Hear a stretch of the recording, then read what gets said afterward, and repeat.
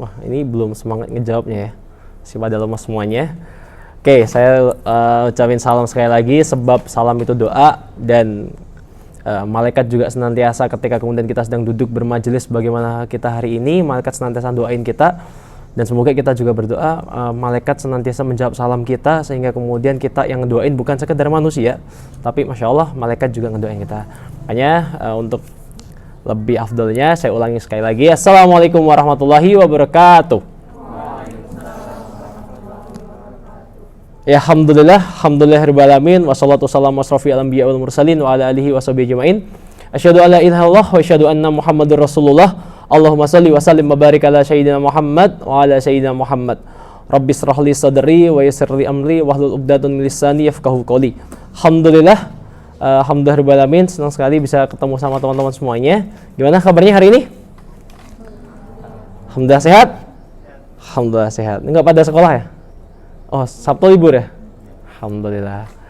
Oke, coba biar lebih fokus lagi. Mungkin tadi masih ada yang belum sarapan atau masih pikirannya kemana-mana, sebab mungkin kita ada di sini, tapi bisa jadi juga pikiran kita nggak di sini.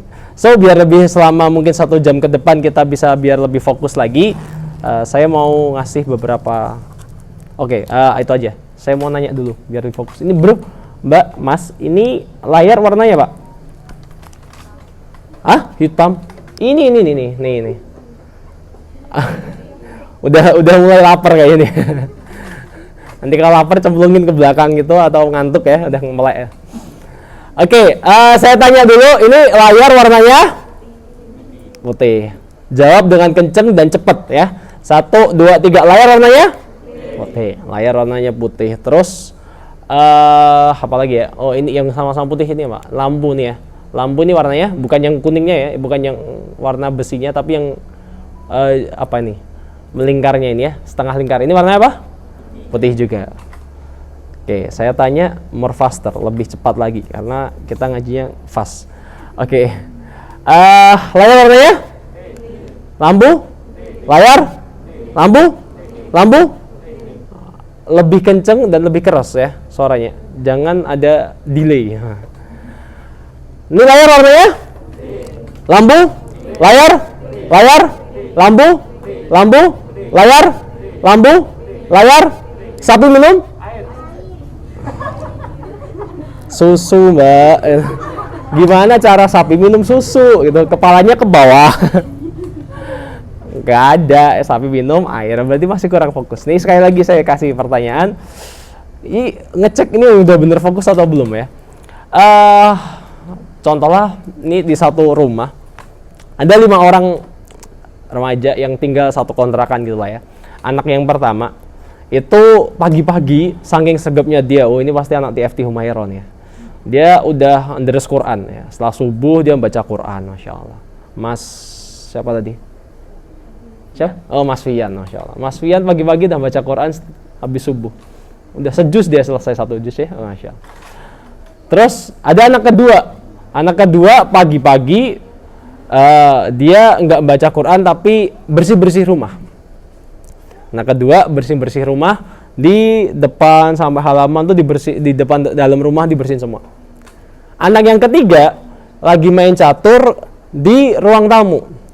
Dan anak yang keempat ini lagi masak, makan pagi-pagi dia udah makan mie instan. Wah, generasi micin banget ya. Kira-kira pertanyaan saya, di mana anak yang kelima? Di mana yang kelima? Hah? Di mana? Main catur. Kenapa bisa main catur? Kalau main catur nggak mungkin sendiri. Oh iya betul ya. Kenapa? Iya main catur. Emang lu kira main catur sendirian gitu? Ya nggak bisa. Main catur pasti ada lawannya. Maka anak kelima main catur. Ya betul. Buat yang sudah bisa ngejawab berarti udah fokusnya dapat. Oke, sekarang alhamdulillah kita lanjutin sedikit ngebahas tentang nyambut kita pada bulan Ramadan. Cuman sebelum kita mulai, alangkah lebih afdalnya juga kita mulai dulu terlebih dahulu dengan doa supaya kemudian apa yang mungkin nanti bisa kita sampaikan bukan sekedar jadi informasi saja, tapi benar-benar bisa merubah diri kita, termasuk saya sendiri, biar bisa jadi jauh lebih baik ke depannya, dan kita kemudian bisa bertemu dengan Ramadan, dan setelah keluar Ramadan Allah jadikan kita menjadi orang yang lebih baik dan jadi orang yang bertakwa sebagaimana apa yang Allah perintahkan sama kita atas satu puasa Ramadan itu. Silahkan berdoa mulai. Rabbi zidni ilma.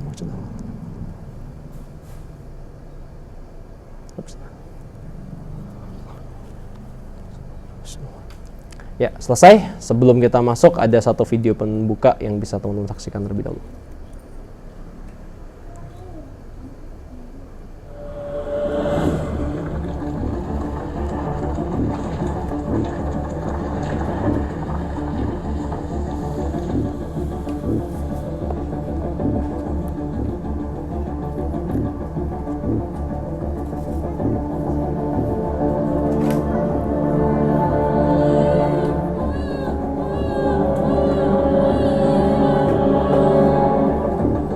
Lulus dulu dengan cara apapun, Ramadan semua, gitu kan? Sebelum jamaah dulu supaya dikasih air. Di atas hukum agama dan hukum adat itu ada konstitusi.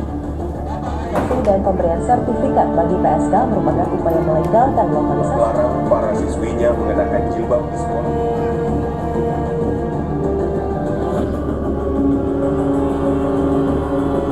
Korban akibat minuman keras oplosan di Garut kembali bertambah. Seorang bocah di Lembang, Bandung Barat diperkosa ayah kandungnya sejak ia masih balita. Ibu korban baru mengetahui hal ini.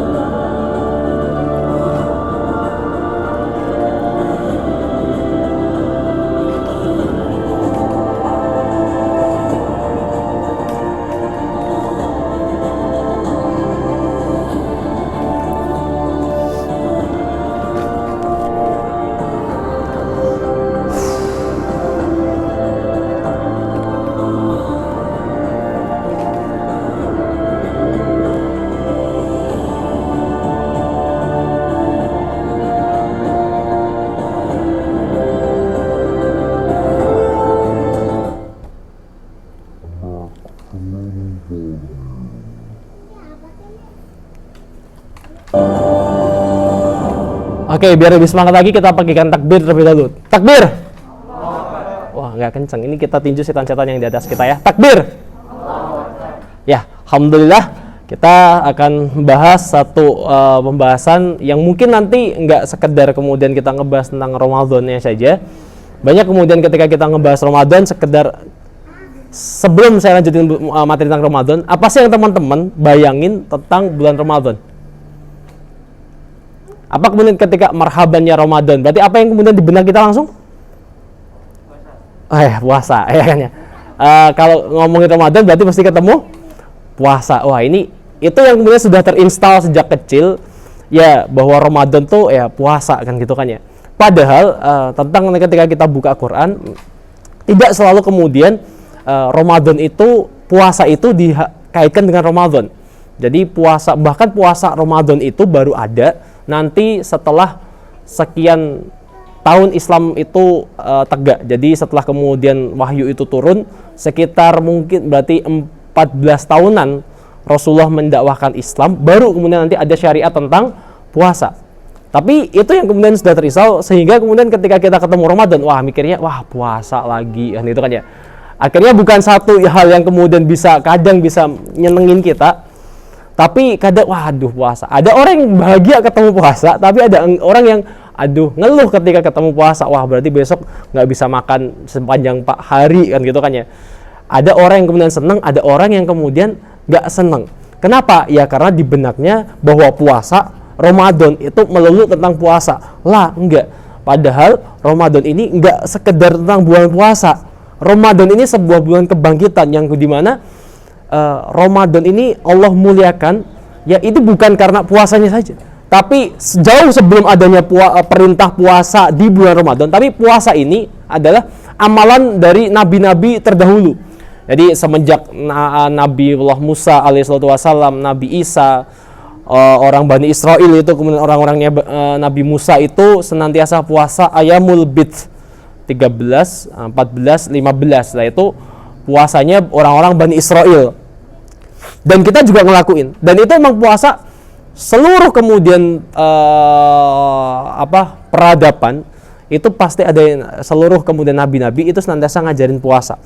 Tapi baru nanti kemudian kita bahas tentang bulan Ramadan ini bukan sekedar puasa, karena di bulan Ramadan ini Allah bukan sekedar nurunkan puasa saja, yang kemudian kadang kita mikirnya jadi kayak ngeluh, aduh puasa lagi, aduh harus nggak makan seharian lagi kan gitu kan ya, harus nahan macam-macam apapun yang harus kita tahan. Yang cewek yang biasanya ketemu sama temennya udah ngibah kan gitu kan ya, ngomongin orang kan gitu kan ya, bukan sekedar ngomongin orangnya dipakai lisan sih, pakai teks juga bisa kan ya, pakai lirikan mata juga bisa ya. Biasanya cewek-cewek kan sekarang gosip itu nggak harus pakai lisan, cuman manggil temennya sis, nah, udah saling pandang gitu kan ya. Itu wah, itu udah pasti di benak mereka udah mikir, wah, kita kemudian mikir seolah puasa Ramadan hanya sekedar puasa sehingga kemudian Ramadan itu memberatkan kita. Padahal justru Ramadan Allah jadikan satu bulan di mana Allah muliakan umat Islam di situ. Karena ini ada satu ayat yang belum saya tekan. Allah kemudian berfirman pada Al-Baqarah 185. Sebelum nanti kita bahas 183 yang kemudian Allah bilang tentang kutiba alaikumusiyam, kita bahas dulu 185-nya dulu. Bahwa kemudian Allah bilang di situ, syahrul Ramadan alladzi unzila fihil Qur'an hudal linnas wa bayyinati minal huda wal furqan. Bahwa di sini Allah bilang syahrul Ramadan alladzi unzila fihil Qur'an. Bahwa bulan Ramadan Allah turunkan sebuah kitab namanya Al-Qur'an, hudal linnas, sebagai petunjuk bagi umat manusia. Hudal linnas, Allah bilangnya hudal linnas, bukan hudalil Israel, Bani Israel gitu. Karena dulu nabi-nabi terdahulu itu diutus untuk, jadi setiap Bani Israel itu senantiasa ada nabi berbarengan, ada nabi ataupun rasul berbarengan. Bedanya nabi dan rasul apa? Tahu nggak? Bedanya nabi dan rasul, Cung yang tahu?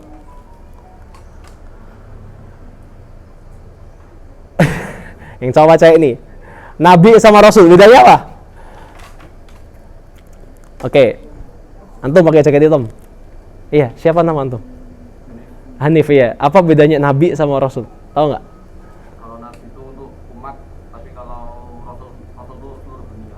Oh, nabi untuk umat, rasul untuk seluruh dunia. Oke. Belum, masih kurang tepat.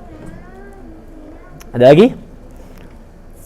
Oke, saya kasih ya, bahwa nabi itu bedanya nabi sama rasul. Nih, satu masa itu bisa di zaman Bani Israel, satu masa itu bisa ada satu rasul 5 nabi. Bahkan bisa sampai satu masa itu 3 nabi berbarengan tapi nggak ada rasulnya juga, bisa juga. Lantas bedanya rasul sama nabi apa? Rasul itu ngebawa sebuah syariat yang Allah turunkan melalui kitabullah. Tapi kalau nabi, dia itu hanya melanjutkan risalah yang dibawa oleh rasul sebelumnya. Maka ketika kemudian teman-teman baca sejarah, Nabi Ibrahim itu satu masa dengan Nabi Lut. Nabi Lut, ada yang ingat Nabi Lut? Nabi yang berada di kaum apa? Ya betul, kaum Sodom ya, yang orang-orangnya banyak yang homo, yang lesbi ya. Itu Nabi Lut itu satu masa dengan Nabi Ibrahim, cuman beda tempat. Kalau Nabi Ibrahim itu di Hebron atau Palestina, Israel sekarang. Nah, kalau nanti Nabi Allah Lut nanti mungkin agak ke bawah, bisa di arah Mesir dan lain sebagainya. Itu mereka satu masa. Nabi Lut ini nggak membawa syariat, dia cuman diambil sumpahnya sama Allah untuk melanjutkan tugasnya atau untuk mensiarkan lebih banyak apa yang telah dibawa oleh Nabi Ibrahim. Dan seterusnya, nabi-nabi yang lain gitu. Ketika dia Nabi Musa meninggal, nggak ada rasul, berarti digantikan nabi yang lain. Setiap nabi itu disumpah sama Allah, entah melalui mimpi, dikasih tahu melalui mimpi, atau langsung lewat Jibril ngasih tahu bahwa dia mulai sekarang jadi nabi dan harus menyebarkan apa yang dibawa oleh Musa misal, apa yang dibawa oleh Isa alaihissalam misal, apa yang dibawa kemudian sama Nabi Ibrahim misal. Jadi dia bukan membawa kitab. Jadi yang membawa kitabullah ya rasul itu ya misal Taurat ya, yang bawa Taurat itu Musa, terus kemudian Ibrahim itu rasul, Isa itu juga rasul karena membawa Injil, terus kemudian nanti Muhammad SAW itu juga rasul, jelas karena dia membawa Al-Quran. Dan kerennya lagi, Allah bilang dahulu kemudian setiap Bani Israel meninggal digantikan nabi yang lain. Tapi kemudian setelah Nabi Allah Muhammad meninggal, tidak lagi digantikan nabi lagi. La nabiyya ba'dah, nggak ada lagi kenabian setelahnya. Terus gimana tugas kenabian ini? Maka tugas kenabian nanti diestafetkan bukan hanya kepada para nabi, tapi diestafetkan kepada antum-antum semuanya yang hadir di sini. Jadi dulu sebuah tugas yang hanya diemban oleh para nabi, disumpah sama Allah melalui sumpah mitsaqon ghalidhah namanya. Allah hanya mengambil sumpah setia, janji yang setia itu sumpah yang Allah langsung yang kemudian hadir untuk mengambil sumpahnya itu 3 kali. 1, Allah mengambil sumpahnya para nabi. Allah mengambil sumpah Bani Israel untuk taat pada nabinya. Jadi Bani Israel itu nyebelinnya tuh mereka itu udah dikasih tahu kebenaran tapi masih suka ngeyel. Ini ya contoh ketika Nabi Musa itu ngetukin tongkatnya itu ke pasir di tengah laut, di pinggir laut, di pinggir pantai. Kebelahnya lautan itu kan ya. Di depannya ada nabi. Yang sebelumnya Nabi Musa itu udah nunjukin betapa banyak mukjizat yang sudah Musa tunjukin. Entah dia bisa ngerubah tongkatnya jadi ular, dia bisa kemudian menghentikan wabah penyakit di Mesir saat itu. Dia juga bisa menunjukkan berbagai banyak itu. Musa itu kalau nggak salah sudah menunjukkan 13 mukjizat di hadapan Bani Israel. Ya Masya Allah. Oke.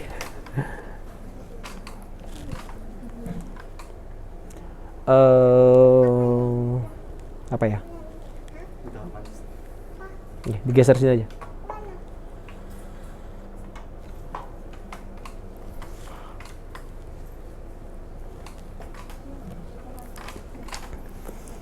Jadi lanjutin ke tadi ya. Apa? Saya sampai mana tadi? Hah? Oh, sumpah Bani Israel. Jadi Allah mengambil sumpah dari para Bani Israel, para nabi-nabi itu, dan kemudian Allah menghentikan kenabian di setelah Nabi Muhammad, dan estafet itu dilanjutkan pada kita semuanya. Maka beruntunglah antum-antum semua yang tadi nyiapin kemudian proyektor, antum yang kemudian nyiapin tempat, hatta nyiapin tiker, sampai kemudian sekedar share poster, itu Masya Allah antum membawa sebuah tugas yang dulu hanya Allah ambil sumpahnya pada para nabi. Dan sekarang Allah izinkan antum untuk mengemban amanah mulia itu. Untuk apa? Nunjukin manusia di mana jalan kebenaran itu. Sebab kita ini gak ngerti jalan kita hidup untuk apa ketika tidak ditunjukin sebuah kebenaran. Dan kebenaran itu muncul dalam Al-Quran. Dan dulu yang kemudian berkewajiban melanjutkan tugasnya para rasul, yaitu nabi-nabi yang lain. Maka tidak ada taklif langsung. Bahkan zaman dulu ketika tadi Musa kemudian jalan di tengah laut tadi, itu orang-orang Bani Israel itu masih bilang, masih teriak sama Musa, ya Musa, ini bener nih kita lewat tengah laut gini. Manggilnya itu ya Musa, bukan ya Rasulullah, ya Nabi. Enggak, tapi orang-orang Bani Israel itu manggil nabinya tuh ya Musa, yakin kalau kamu tuh kita harus lewat tengah gini. Kayak nggak punya adab banget itu kan ya. Orang Bani Israel zaman dulu tuh dikasih tahu tuh sukanya ngeyel. Udah dikasih tahu kebenaran itu masih ngeyel. Ya Musa, ini bener kita lewat di tengah laut kayak gini. Ini enggak, airnya ini nanti enggak menggelemin kita. Itu ada nabi, itu masih kayak gitu. Dan Nabi Musa bilang, ya sudah, kalian, Tuhanmu bersama nabi. Aku di sini itu senantiasa bersama dengan Tuhanku. Jadi dulu doa itu enggak ada langsung shortcutnya kita sama Allah langsung. Antum sekarang Masya Allah bisa langsung sholat. Dan fungsi sholat antum itu untuk apa? Untuk kemudian mengisrakan atau kemudian untuk shortcut antum langsung doa sama Allah. Dulu setiap nabi di umat-umat sebelumnya itu ketika mereka mau doa, itu doanya melalui nabi. Ya Musa, tolong dong sampaikan ke Tuhanmu, kami lapar nih, minta makanan. Maka dikirimkan mana wasalwa, dikirimkan makanan dari langit, dan itu kan ya. Ya nabi, itu minta ke nabinya terus, nggak langsung ke Allah. Karena belum ada shortcutnya, baru nanti kemudian turunlah perintah Isra Miraj. Di situ Allah kemudian menaikkan Rasulullah ke Sidratul Muntaha, turunlah kemudian perintah tentang sholat, maka itu menjadi penenangnya, penghiburnya kaum muslimin. Sehingga antum ini, umat Islam ini dikasih kelebihan banyak banget sama Allah. Dikasih kelebihan pertama, tadi menggantikan tugas para nabi nantinya. Kedua, dikasih kemudian kemuliaan untuk kemudian bisa langsung doa sama Allah shortcut tanpa para nabi lagi. Sebab di masa kita udah nggak ada lagi nabi. Kalaupun ada nabi, ya nabinya namanya udah macam-macam kalau di Indonesia. Ada namanya Musodik, itu kan ya. Ada namanya Lia Eden, terus terakhir namanya Selamat juga ada. Nanti syahadatnya ya asyhadu alla ilaha illallah wa asyhadu anna, namanya aja Selamat ya Rasulullah, ya, macam-macam lah. Itu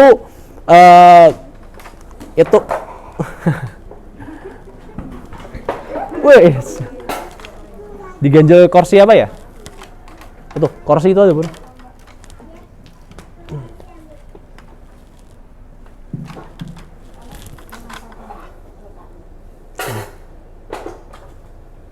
Di belakang sini aja.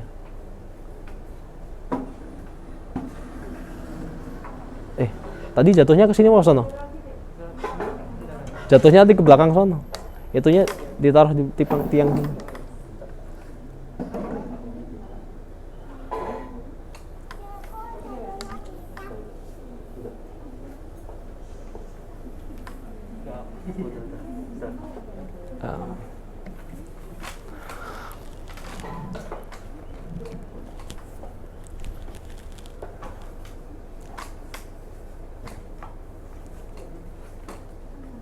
Ini dimiringin, nah tiangnya,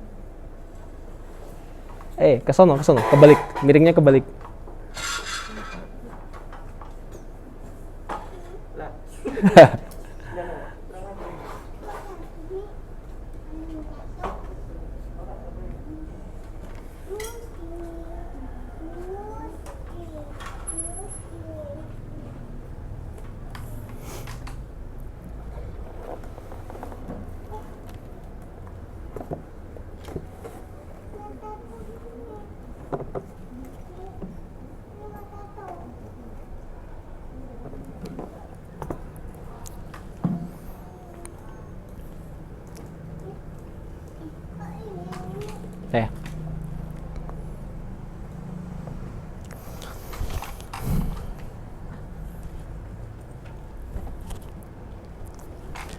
Ya, jadi dan di bulan ini langsung aja, di bulan Ramadan Allah turunkan sebuah hudal linnas, petunjuk bagi umat manusia, hudal linnas wa bayyinati minal huda wal furqan. Jadi huda itu petunjuk, wal furqan sebagai penjelas. Jadi Rasulullah Muhammad SAW itu satu mukjizat paling mulia, yaitu bukan kemudian tentang bisa ngerubah tongkat jadi ular, bukan ngehidupin orang mati, tapi mukjizat paling mulianya Rasulullah yaitu apa? Quran. Sebab di sini Al-Furqan, wal Furqan sebagai penjelas. Jadi dulu setiap para nabi ada wahyu, ketika orang-orang Bani Israel nggak mau percaya, maka Allah harus menurunkan Al-Furqan, harus sebagai Al-Huda, penjelas, dan Al-Furqan sebagai pembeda. Apa itu? Kemudian penjelasnya bahwa ini nabi. Ya, kalau kemudian Musa ngasih tahu ayat something gitu kan ya, maka orang-orang Bani Israel nggak percaya. Allah ngangkat Musa untuk bisa ngelakuin ini, untuk bisa kemudian belah laut lah, untuk bisa kemudian merubah tongkat jadi ular, supaya orang-orang itu percaya saat itu. Tapi kalau itu terjadi di masa sekarang, saya mau tanya, andai kemudian mukjizatnya itu berhenti di seperti itu, orang tuh supaya percaya sama agama bahwa dia ini nabi dan agama yang dibawa itu benar, itu harus tunjukin, mana kalau kamu nabi, tolong dong tunjukin, coba ini orang mati hidupin. Kalau kamu nabi berarti bisa ngidupin nabi. Kalau kamu nabi bisa ngidupin orang ini mati, orang ini dari kematiannya. Kalau kamu nabi bisa kemudian berjalan di atas air lah. Kalau kamu nabi bisa kemudian merubah ini jadi tongkat, ini jadi ular. Kalau kemudian nggak turun Quran dan antum kemudian tidak dikasih petunjuk dalam sebuah Al-Quran ini, dan setiap orang itu beriman itu harus dengan melihat sebuah mukjizat. Apa yang terjadi sekarang? Kalau kita berdakwah sama orang-orang di sana, antum dikirim ke mana ya? Amerika lah. Kira-kira antum ketika dikirim ke Amerika, yang mungkin sebuah tempat yang jarang muslimnya, itu untuk ngasih tahu kebenaran pada mereka harus gimana? Bisa antum membuat mukjizat hari ini? Bisa? Nggak bisa. Karena kemudian manusia nanti nggak bisa ngebuat mukjizat, maka Allah cukupkan mukjizat itu ada di Al-Quran ini. Jadi antum bisa mendakwahkan Al-Quran ini, Masya Allah. Ini betapa banyak nanti kemudian petunjuk-petunjuk yang ini sebuah mukjizat yang nggak pernah terhabisi oleh zaman. Dan hari ini kita banyak sekali, dulu tuh jangan bayangin Quran tuh kayak sekarang. Quran itu yang mushaf gitu kan ya. Quran ini dulu hanya didengerin, belum tercatat secara lembaran-lembaran kayak hari ini yang kita baca. Dulu hanya kemudian kayak ya orang nyampein, sahabat nyampein ke sahabat yang lain, dengerin hanya by pendengaran. Dan itu dengan Quran orang-orang Arab itu bangkit. Bangsa Arab ini saya mau kasih tahu ya, bangsa Arab itu dulu tuh mereka tuh terbelakang banget. Orang-orang yang nggak ada dipikirin sama orang-orang Eropa, bangsa Romawi Syam untuk dibebaskan wilayah. Jadi Mekah ini sebuah tanah tandus yang dulu kemudian nantinya, ini ceritanya kita flashback dulu ke sebuah masa di mana Allah turunkan Nabi Allah Adam dan Bunda Hawa. Ada yang mengatakan Bunda Hawa turunnya di Jeddah, Nabi Adam turunnya di India. Nah, dan mereka tersesat di bumi, bukan tersesat ya, nggak bisa saling mencari itu selama puluhan tahun lamanya. Sampai akhirnya mereka ketemu. Setelah mereka ketemu di sebuah bukit, maka Nabi Allah Adam sujud. Dan tempat sujudnya Nabi Adam itulah yang nantinya akan dibangun sebuah Ka'bah. Jadi nantinya kita jam langsung di masanya Nabi Ibrahim. Jadi Nabi Ibrahim ini di dalam Al-Quran itu bukan membangun Ka'bah, meninggikan Ka'bah yang sudah dibangun sama Nabi Adam. Jadi Ibrahim itu meninggikan Ka'bah. Dan bentuknya dulu panjang ya, persegi panjang, bukan kotak. Cuman kenapa kotak? Karena nanti banjir bandang, terus duitnya buat bangun cepet, habis duitnya, ya udah kotak dulu aja. Nah, sampai kemudian di Ka'bah itu sebuah tempat di mana para malaikat senantiasa berkeliling di situ dari saat awal turun kemudian Nabi Adam sampai ila yaumil qiyamah. Cuman ketika nanti setelah badainya Nabi Nuh itu Ka'bah ini hancur, maka dibangun lagi sama Nabi Ibrahim. Nabi Ibrahim bangun nih sama anaknya. Anaknya Nabi Ibrahim siapa? Ismail kemudian ngebangun sama Ibrahim. Terus masih ada satu spot yang kemudian belum lengkap. Maka Ismail suruh nyari batu. Coba dong cari batu buat ngelengkapin satu spot yang hilang ini. Satu spot yang belum lengkap ini. Maka sama Ismail kecil tadi itu dicari-cari ke sana kemari, buah dari pencariannya mendapatkan satu batu dari surga yang bernama Hajar Aswad. Yang dulunya warnanya putih kemudian ditempelin di pojokan dari Ka'bah, nantinya berubah jadi hitam sebab dia bisa bukan menyerap dosa ya, bisa merekord semua dosa-dosa manusia. Dan dari situlah sebuah peradaban tanah tandus itu bermula, Arab. Jadi tempat yang kemudian sekarang kita ziarahi, kemudian ke teman-teman pernah umroh nanti haji ke sana, itu dulu sebuah tanah tandus yang tidak dihuni oleh siapapun, kemudian dihuni oleh keturunannya Nabi Ibrahim.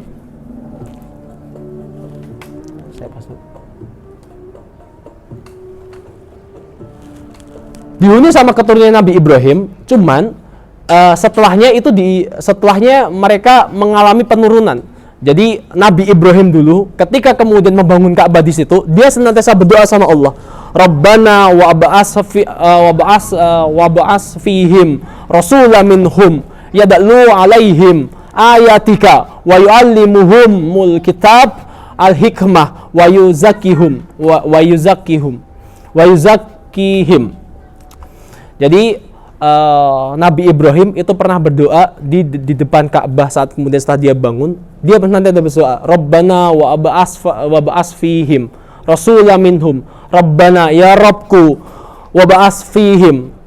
Tolong turunkan kemudian nanti rasul yang baru, rasul kemudian minhum dari golonganku, dari orang-orang Mekah sini ini, minhum yad'u alaihim ayatika wa yu'allimuhumul kitab, yang nanti dia akan ngajarin kitabullah, dan innaka antal azizul hakim, yang nantinya dia itu akan dia ini mengajarkan kitab, mengajarkan hikmah kepada manusia dan mensucikan mereka, dan sungguhlah engkau maha perkasa dan maha bijaksana. Itu dulu Nabi Allah Ibrahim sudah senantiasa berdoa sama Allah di tanah tandus yang bernama Mekah itu tadi, untuk kemudian supaya nanti ada nabi yang itu nabi itu untuk hudalinas, menunjuki kepada seluruh manusia, bukan sekadar hudalil muslimin saat itu saja, tapi hudalinas, menjadi nabi seluruh manusia, dan orang-orang ini berkumpul di tanah ini. Itu Nabi Ibrahim itu doanya sudah mungkin ribuan tahun yang lalu sebelum turunnya Nabi Allah Muhammad. Itu dia sudah doa, ya Allah tolong kirim nanti Nabi untuk kemudian menunjuki manusia. Dari Nabi itu dari golonganku, dari keturunanku. Sehingga nanti seluruh umat manusia akan berkumpul di tempat ini, kata Nabi Ibrahim. Di tempat Ka'bah ini. Karena dulu Nabi Adam itu turunnya juga pertama kali di sini. Sujud pertama kali di sini. Dan itu kalau ditarik garis tengahnya itu ke surga, yaitu garis tengahnya di Ka'bah itu. Jadi ke atas itu ke Sidratul Muntaha itu garis tengahnya melalui center of the earth itu di Ka'bah. Maka dari doa Nabi Ibrahim yang udah dipanjatkan sama Nabi Ibrahim ribuan tahun lamanya itu, Allah kabulkan. Kapan? Di bulan Ramadan. Allah turunkan sebuah ayat kepada seorang nabi bernama Nabi Muhammad. Ya. Jadi Ramadan itu mulia sebab Allah turunkan petunjuk bagi kita melalui Rasul yang baru namanya Muhammad. Yang kemudian saat itu Nabi Muhammad tuh kebingungan sebab dia hidup di sebuah peradaban besar. Ya, di tengah peradaban Persia Romawi yang begitu besarnya, di peradaban timur ada Persia yang mereka itu sukanya nyembah apa Persia? Iya, Majusi. Nyembah apa Majusi? Iya, nyembah api. Mereka itu para penyembah api. Ya, Majusi itu para penyembah api dan mereka beranggapan bahwa kalau surga itu tempatnya api. Api itu mendinginkan. Dingin itu nggak enak bagi mereka. Jadi surga itu isinya api, neraka itu isinya dingin. Makanya kalau orang-orang Persia kalau doa itu menggunakan perantara api. Jadi setiap mereka ibadah itu harus ada api-api suci, api-api penyucian mereka. Maka kalau antum hari ini kemudian ulang tahun, kemudian niup api disuruh make a wish. Nah, pertanyaannya itu dari mana gitu. Itu dulu siapa yang ngajarin? Meskipun ulang tahunnya nggak masalah, tapi perayaan-perayaan yang kemudian ngikutin umat-umat terdahulu, sebab orang ini nggak mungkin ngelakuin something kalau itu nggak ada contohnya. Orang ini nggak bisa ngelakuin sesuatu itu kalau nggak ada informasi sebelumnya. Contoh, bahwa kita itu nggak bisa mengetahui sesuatu tanpa informasi sebelumnya. Saya mau tanya sama Mbak, tadi yang jadi MC siapa? Mbak, kasih tahu ke saya apa itu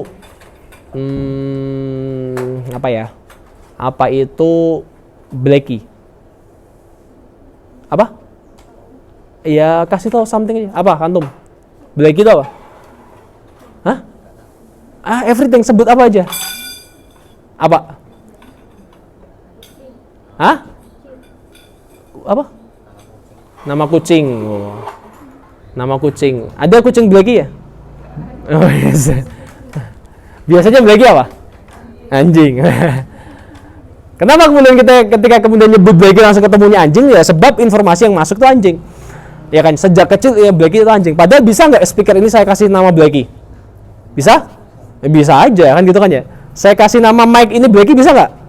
Bisa kan, warnanya black, warnanya hitam kan ya. Maka orang itu hanya akan melakukan sesuatu karena dia punya informasi sebelumnya. Maka kalau kemudian ada orang-orang terdahulu ngajarin kita, setiap orang ulang tahun itu niupin lilin dan kemudian disuruh make a wish, itu dari dulu, kira-kira dulu siapa pertama kali orang yang ngajarin? Maka yang orang-orang yang kemudian menggunakan api-api itu ya bangsa Majusi. Dan ini Rasul turun di masa dimana peradaban Majusi Persia itu gedenya minta ampun.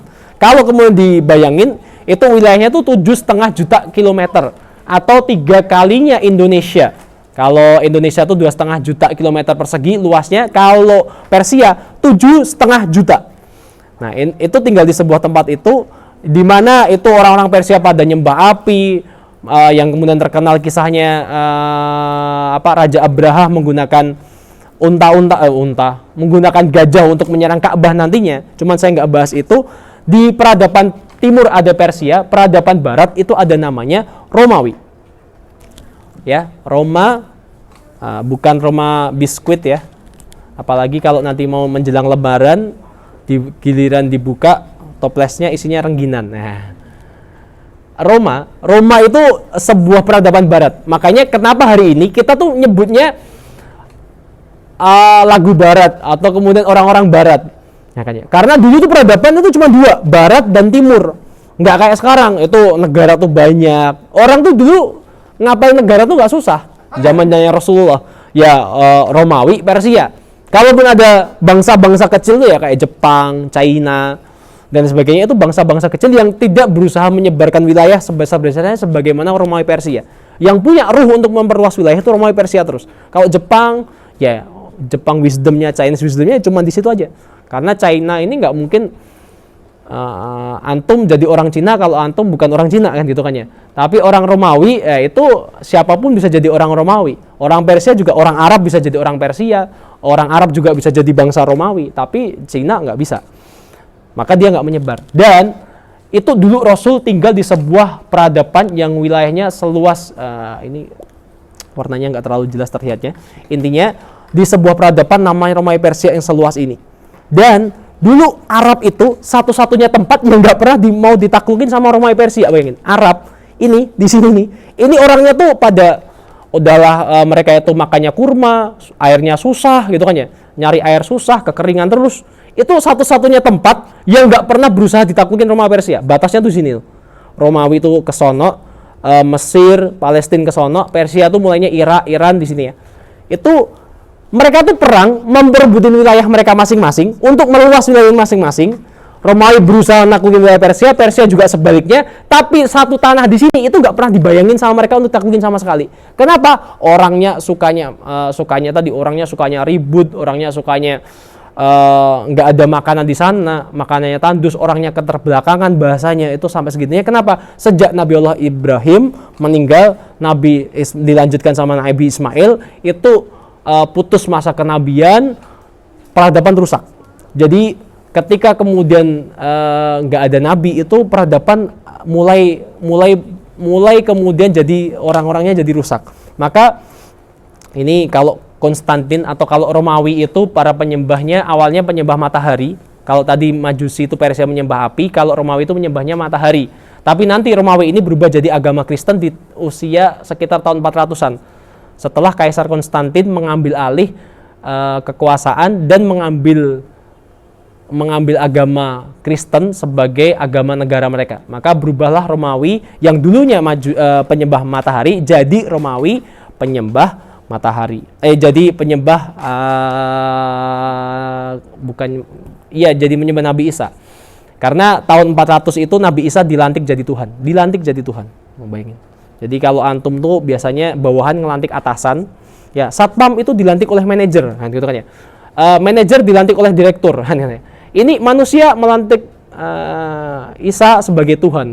Kita itu kan levelnya bawahan tapi ngelantik Tuhannya. Ini kesalahan fatal banget. Dan ini poinnya, bahwa dulu di sebuah tanah tandus ini yang dulu nggak pernah dipikirin sama Romawi Persia untuk ditaklukin, akhirnya jadi mulia sebab turun Huddalinas di situ, turun Al-Quran, Al-Furqan di situ sebagai pembeda bagi orang-orang yang lain. Yang kemudian dari turunnya Quran itu memajukan bangsa Arab yang tidak pernah terfikirkan oleh bangsa Romawi Persia untuk ditaklukkan sama sekali. Ternyata itulah bangsa yang nantinya akan menghancurkan kekuasaan orang Romawi Persia. Itulah kemudian mulianya bulan Ramadan, Allah turunkan Al-Quran. Dan hari ini kita nggak ngerti isi Quran. Kenapa? Ya karena kita hari ini baru sekedar membaca.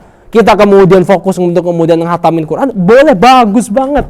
Cuman jangan sekedar ngatamin Quran.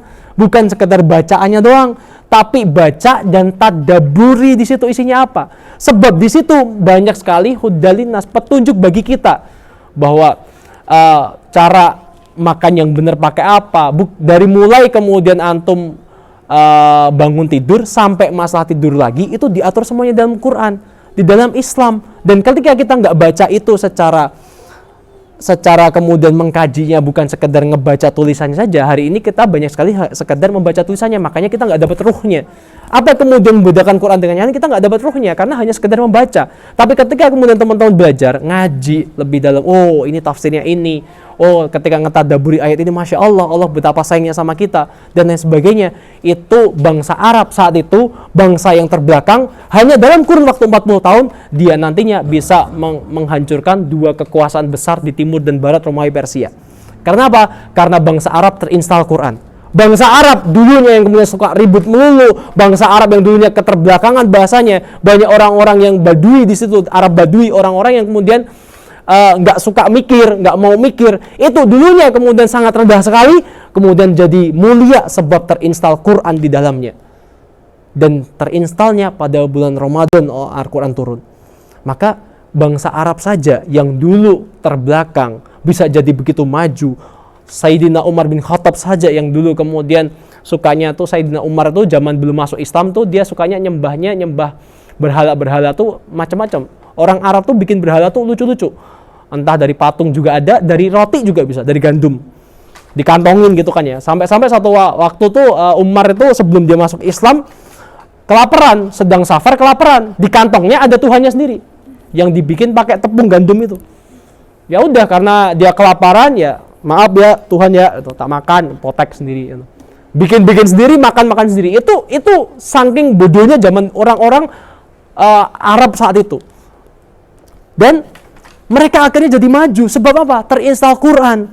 Sayyidina Bilal bin Rabah, antum tahu siapa Bilal bin Rabah? Seorang budak dari Habasyah, kulitnya hitamnya kayak gagak. Karena kemudian ketika Futuhat Mekah diambil alih lagi sama orang Islam, setelah kemudian Rasul mendirikan Daulah Madinah, negara Madinah, beberapa tahun kemudian Rasul mengambil alih Mekah, dan ketika Rasul bisa mengambil alih Mekah tanpa peperangan sedikit pun, Bilal adzan di atas Ka'bah. Dan apa yang dikatakan orang-orang Mekah ketika Bilal adzan di atas Ka'bah? Ini ada gagak hitam sedang teriak-teriak di atas Ka'bah. Saking hitamnya Bilal. Tapi ketika Bilal terinstal Quran, maka Bilal menjadi orang yang mulia. Maka kenapa kemudian kita hari ini mungkin belum terlalu mulia? Kenapa kemudian kita ini masih jadi orang-orang biasa? Mungkin kita belum bisa memahami Quran dengan baik. Sebab Quran ini sebetulnya membangkitkan. Quran ini satu ruh yang bisa membangkitkan bangsa Arab. Tapi hari ini kita nggak ngerti itu. Kenapa? Ya kita belum mengkaji lebih dalam. Dulu ketika Rasul kemudian datang, Muhammad itu lahir, sallallahu alaihi wasallam lahir, seluruh orang-orang Bani Israel itu tahu. Tidak ada satupun, hampir tidak ada bangsa Israel yang tidak tahu malam itu adalah malam kelahiran Nabi Muhammad. Sebab malamnya sangat indah. Tapi 50 hari sebelum kelahiran Nabi Allah Muhammad SAW, itu ada penyerangan burung ababil yang karena Ka'bah mau diserang sama Raja Abraha, mau dihancurkan sama Abraha. Maka Allah tidak redha kalau Ka'bah itu dihancurkan sama seorang raja yang zalim. Maka Allah utus burung-burung yang membawa api-api dari neraka untuk menghancurkan pasukan gajah. Dan setelah kemudian pasukan gajahnya pada ditaklukin mundur sama kemudian burung Abraha itu tadi, ya, burung-burung ababil kemudian ngelemparin batu-batu dari neraka, semuanya ditaklukin mundur.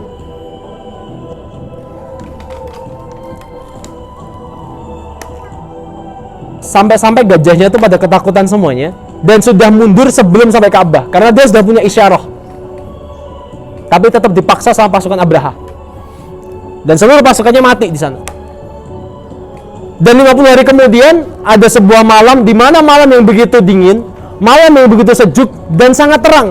Dan orang-orang Bani Israel semuanya tahu, orang-orang Yahudi wa Nasara tahu kalau malam itu pendeta-pendeta mereka, Robi mereka tahu kalau itu adalah malam di mana malam yang dijanjikan oleh Nabi Isa bahwa akan muncul satu nabi bernama Ahmad di hari itu. Hanya saja satu yang tidak mereka ketahui, bahwa nabi itu bukan berasal dari bangsa Israel, tapi nabi dari bangsanya Ismail. Bukan dari keturunannya Ishak, tapi keturunannya Ismail. Dan malam itu terakhir seorang nabi yang kemudian diangkat sama kemudian Abdul Muthalib, hadza Muhammad. Dan setelahnya bangsa Arab mulia sebab nantinya Rasul Muhammad SAW setiap hari ngelihat kebodohan orang-orang Arab, di mana orang Arab itu ya sukanya membunuh bayi hidup-hidup, ya, terus sukanya kalau ada rumah dicat merah maka itu perempuan ataupun janda di dalamnya, janda atau perawan di dalamnya itu public service, siapapun boleh pakai. Terus apalagi kebodohan bangsa Arab, mereka tuh kalau mau dagang itu keluar ngelihat atas dulu. Kalau burungnya itu ke arah utara, oh hoki nih, berangkat dah. Kalau burungnya itu terbangnya ke arah selatan, oh itu nggak hoki, balik, nggak jadi dagang. Terus mereka kemudian melakukan perbudakan, membayar hutang dengan istrinya. Jadi kalau antum punya istri, antum punya utang sama orang lain, ternyata antum punya utang sama teman antum sudah setahun nggak lunas-lunas, nggak bisa membayar, ya sudah istri antum dijadiin sebagai tebusan hutang. Ini bawa aja istriku buat ngunasin utangku. Itu zaman dulu tuh orang Arab tuh kayak gitu, saking bodohnya. Maka kemudian Rasul yang kemudian diberikan satu petunjuk sama Allah, sebelum dia jadi nabi itu udah ngerasain kesalahan di Mekah. Ini nggak beres kayaknya di Mekah. Tapi dengan kebaikan Muhammad saja dia nggak bisa merubah Mekah. Makanya setiap malam, inilah alasan kenapa setiap malam Muhammad SAW itu senantiasa naik ke gunung cahaya, ke bukit cahaya, Jabal Nur, atau ke gua, namanya gua apa? Gua Hira. Itu bukan sekedar iseng ya, Nabi Muhammad bukan iseng ya, tapi kenapa dia naiknya ke Jabal Nur? Sebab kalau dia di Jabal Nur itu dia bisa ngelihat Mekah itu tanpa hijab. Jadi Mekah sekarang itu Ka'bah itu di sono, ya itu tanpa hijab. Dia kalau antum berdiri di Jabal Nur, semoga kita semua bisa menginjakkan kaki di sana ya, insyaallah. Antum berdiri di sana, antum tuh ngelihat Mekah itu tanpa hijab. Jadi antum bisa bertafakur, ya Allah, ini kenapa bangsaku tuh jadi kayak gini? Goblok banget bahasanya, Mbak. Itu bodoh-bodoh banget mereka tuh, bikin Tuhan-Tuhan sendiri, potek-potek sendiri, makan-makan sendiri, sembah sendiri, nggak bisa, udahlah Tuhannya nggak bisa ngapain disembah, bunuh bayi hidup-hidup, ya perempuan itu dijadikan sebagai bahan dagangan. Ini ya Allah, gimana ngubah mereka dengan segala kebaikan Nabi Muhammad yang sudah diberikan gelar Al-Amin sebelum dia jadi nabi. Al-Amin itu sebelum jadi nabi loh ya. Itu sudah dapat gelar Al-Amin sebelum jadi nabi. Itu nggak bisa merubah bangsa Arab ini. Maka Muhammad senantiasa naik ke sana untuk bertafakur, nyari petunjuk. Ini gimana nyelesain masalah. Hampir setiap hari di usia mau menjelang 40 tuh Muhammad naik terus. Dan naiknya itu jangan bayangin dekat sama rumahnya Nabi Muhammad. Lah, tidak. Jaraknya itu antara sekitar sini sampai UNS mungkin sekitar 10-12 kilo jalan kaki. Dan nanti kalau kemudian naik ke Jabal Nur itu terjalnya minta ampun, itu bisa 2 jam itu naik. Dan kalau sekarang antum ke sana sudah ada tangganya. Zaman dulu belum ada tangganya, masih panjat-panjatan gitu. Sampai ke sana Nabi Muhammad senantiasa bertafakur, mikir terus sampai satu waktu di mana bulan Ramadan yang kemudian kita sebut sebagai malam Lailatul Qadar, turunlah perintah ayat Quran di situ yang pertama. Surat pertama kali yang Quran, suratnya apa? Apa suratnya? Al-A'la. Al-Alaq. Iqra bismi rabbikal ladzi khalaq. Maka turunlah ayat pertama turun. Dan ketika ayat pertama turun, itu Nabi Muhammad tuh takut sebab ada suara lonceng gede banget itu, deng, itu nggak tahu siapa yang bunyi, tiba-tiba ada yang manggil dia, Muhammad. Bayangin aja di sebuah gua gelapnya minta ampun, tiba-tiba ada suara yang manggil antum, misal Muhammad. Itu kalau antum jadi Rasul, antum pasti lari kan gitu ya. Wah, apa ini kan gitu ya. Muhammad. Itu sampai dikatakan Rasulullah menggigil ketakutan. Menggigil itu biasanya dipakai kalau apa? Kedinginan. Itu sampai menggigil ketakutan. Sampai Rasul takut banget. Karena ngelihat satu sosok makhluk yang tidak pernah dilihat sebelumnya, di mana makhluk itu gedenya minta ampun, yang punya sayap, yang sayapnya itu kalau ditutupin setengah bumi itu ketutup. Sayap satunya kalau tutupin lagi seluruh bumi ketutup. Dan itu hadir di hadapan Muhammad. Rasul masih enggak ngelihat. Iqra ya Muhammad, ama ana bi khariq. Aku enggak bisa baca. Apa yang aku baca? Aku enggak bisa baca. Maka malaikat Jibril kemudian menuntun Nabi Muhammad, Iqra bismi rabbikal ladzi khalaq, khalaqal insana min 'alaq, Iqra wa rabbukal akram, alladzi 'allama bil qalam, 'allamal insana ma lam ya'lam. Apa kemudian tafsir lepasnya ya? Itu kayak Jibril itu ngasih tahu Muhammad, Iqra ya Muhammad, baca ya Muhammad. Baca itu bukan sekedar kita baca. Bukan sekedar kita baca, oh dapat pahala baca. Enggak begitu. Maksud baca di situ, baca dan pikirkanlah, baca dan renungkanlah, bukan sekedar jadi bahan bacaan. Maka mushaf Quran kita itu bukan sekedar bacaan kayak buku bacaan novel saja yang sekedar jadi, oh ya sudah buat menghibur saja. Lah, enggak. Quran juga bukan sebagai bahan untuk kemudian sekedar kita tempel di dalam rumah untuk ayat kursi dipakai sebagai penangkal sihir misal, atau kemudian kita centelin di mobil kita sebagai penolak bala misal. Enggak begitu. Quran bukan, meskipun itu enggak salah, itu juga bukan haram, tapi enggak kayak gitu maknanya. Bahwa kemudian Allah menurunkan Al-Quran sebagai hudalinas, petunjuk bagi kita. Kalau kamu enggak ngerti, ini loh buka Al-Quran, itu semua petunjuk ada di situ. Kalau kamu nggak ngerti caranya nyelesain masalah nyelesain masalah kemiskinan, itu ada di situ. Kalau kamu nggak ngerti bagaimana cara makan yang benar, itu di situ. Kalau kamu nggak ngerti bagaimana caranya didik anak yang benar, itu ada di dalam Quran. Iqra bismi rabbikal ladzi khalaq. Bacalah dengan menyebut nama Tuhanmu yang Maha Pengasih. Baca. Kamu itu wahai Muhammad, kamu tuh nggak ngerti apa-apa. Maka aku kasih tahu kamu melalui alladzi allama bil qalam. Aku kasih tahu kamu melalui perantara al-qalam, pena ini atau Al-Qur'an ini. Jadi Muhammad saja, dengan kebaikanmu wahai Muhammad, kamu tidak bisa ngerubah Arab. Dengan segala kebaikanmu, dengan kesopananmu, dengan segala seluruh orang Arab cinta sama kamu tuh tetap nggak bisa ngerubah bangsa Arab wahai Muhammad. Maka aku ajari engkau Muhammad melalui alladzi allama bil qalam, melalui perantara al-qalam ini atau Al-Qur'an ini, allamal insana malam ya'lam, atas apa yang tidak kamu ketahui sebelumnya. Akan aku ajari kamu Muhammad seluruh masalah-masalah yang ada di bumi nanti, dan kamu nyelesainya tinggal baca Quran ini saja. Wahai Muhammad, itu. Maka setelah kemudian ayat itu turun, maka Rasul Muhammad kemudian mendakwahkan Islam sampai kemudian nanti Islam bisa kemudian menguasai hampir 2/3 dunia. Ya, jadi gara-gara Al-Quran bangsa Arab itu maju, yang Al-Quran itu turun pada bulan Ramadan. Nantinya nggak selesai di masanya Nabi Muhammad. Ternyata misi untuk kemudian menyebarkan Quran, misi untuk kemudian memuliakan Quran masih dibawa oleh para khulafaur rasyidin sampai kemudian sekitar berarti 50 tahun kenabian, 50 tahun setelah Nabi Muhammad diangkat jadi Nabi, akhirnya Islam bisa menguasai wilayah Persia dan sebahagian Romawi. Hampir-hampir nggak ada bangsa manapun, coba sebutin bangsa mana yang bisa hanya dalam waktu 30-50 tahun bisa meluaskan wilayah yang dulunya cuma seuplek kecil kota Mekah. Mekah itu paling ya mungkin se-Solo, tapi kemudian wilayahnya bisa jadi seluas Amerika, bayangin. Atau seluas Indonesia sekarang.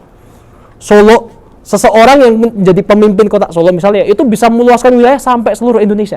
Itu kalau bukan karena Islam, karena bukan Al-Quran, nggak bisa. Maka inilah mulianya Quran. Dan ini yang kemudian terjadi. Hanya dalam kurun waktu 50 tahun, negara Islam yang dimulai di masa Madinah, setelah mereka orang-orang yang terinstal Quran, mereka semuanya bangkit. Rasul kemudian diangkat sebagai kepala negara oleh bangsa Yasrib atau nantinya Madinah. Akhirnya Rasulullah bisa mendirikan sebuah negara sendiri yang independen. Bukan lagi di Mekah, karena di Mekah banyak sekali kemudian hujatan-hujatan, banyak siksaan. Maka Rasul mendirikan sebuah negara namanya negara Madinah. Dan setelah Rasul wafat, diutus kemudian digantikan dengan para khalifah yang lain. Sebab tidak ada lagi kenabian.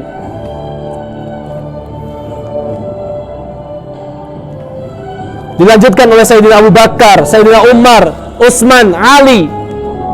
Dan sebab Quran kemudian turun pada bangsa Arab dimuliakan oleh Allah, sehingga bangsa Arab yang dulunya tidak dipikirkan oleh bangsa manapun untuk ditaklukkan, akhirnya bangsa Arab itu bisa menguasai dunia, meruntuhkan imperium Persia yang mereka menyembah kemudian api, digantikan sama mereka, didakwai sama orang-orang Arab untuk menyembah pada Allah saja. Orang-orang Romawi yang menyembahnya matahari, menyembah kemudian Tuhan yang salah, didakwai untuk menyembah Allah saja. Itulah kemudian dilakukan oleh bangsa Arab ketika mereka terinstal Quran. Mereka kemudian bukan sekedar menjadikan Quran sebagai bahan bacaan, sebab memang saat itu Quran belum ada sebagai mana hari ini yang berbentuk buku. Tapi hanya baru dapetin 3 ayat, dapetin 10 ayat, mereka sudah bergerak. Quran bisa merubah dirinya mereka. Maka kita tanyain sama diri kita, kenapa? Kalau kita belum bisa bergerak, mungkin kita belum belajar dengan baik Quran. Sebab orang terinstal Quran gak ada yang biasa-biasa aja. Sebagaimana nanti ketika bulan Ramadan, Allah ciptakan bulan Ramadan ini menjadi bulan tarbiyah kita, maka kita mundur 5 ayat, mundur 2 ayat.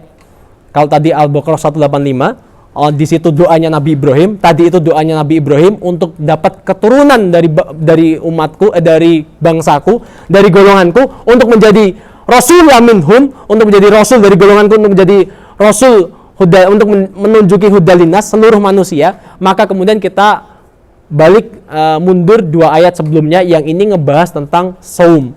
Jadi puasa bukan sekedar tentang saum, tapi puasa Ramadan itu tentang Quran, di mana Allah turunkan Quran, di mana Allah turunkan sebab Quran itu Allah memuliakan kita.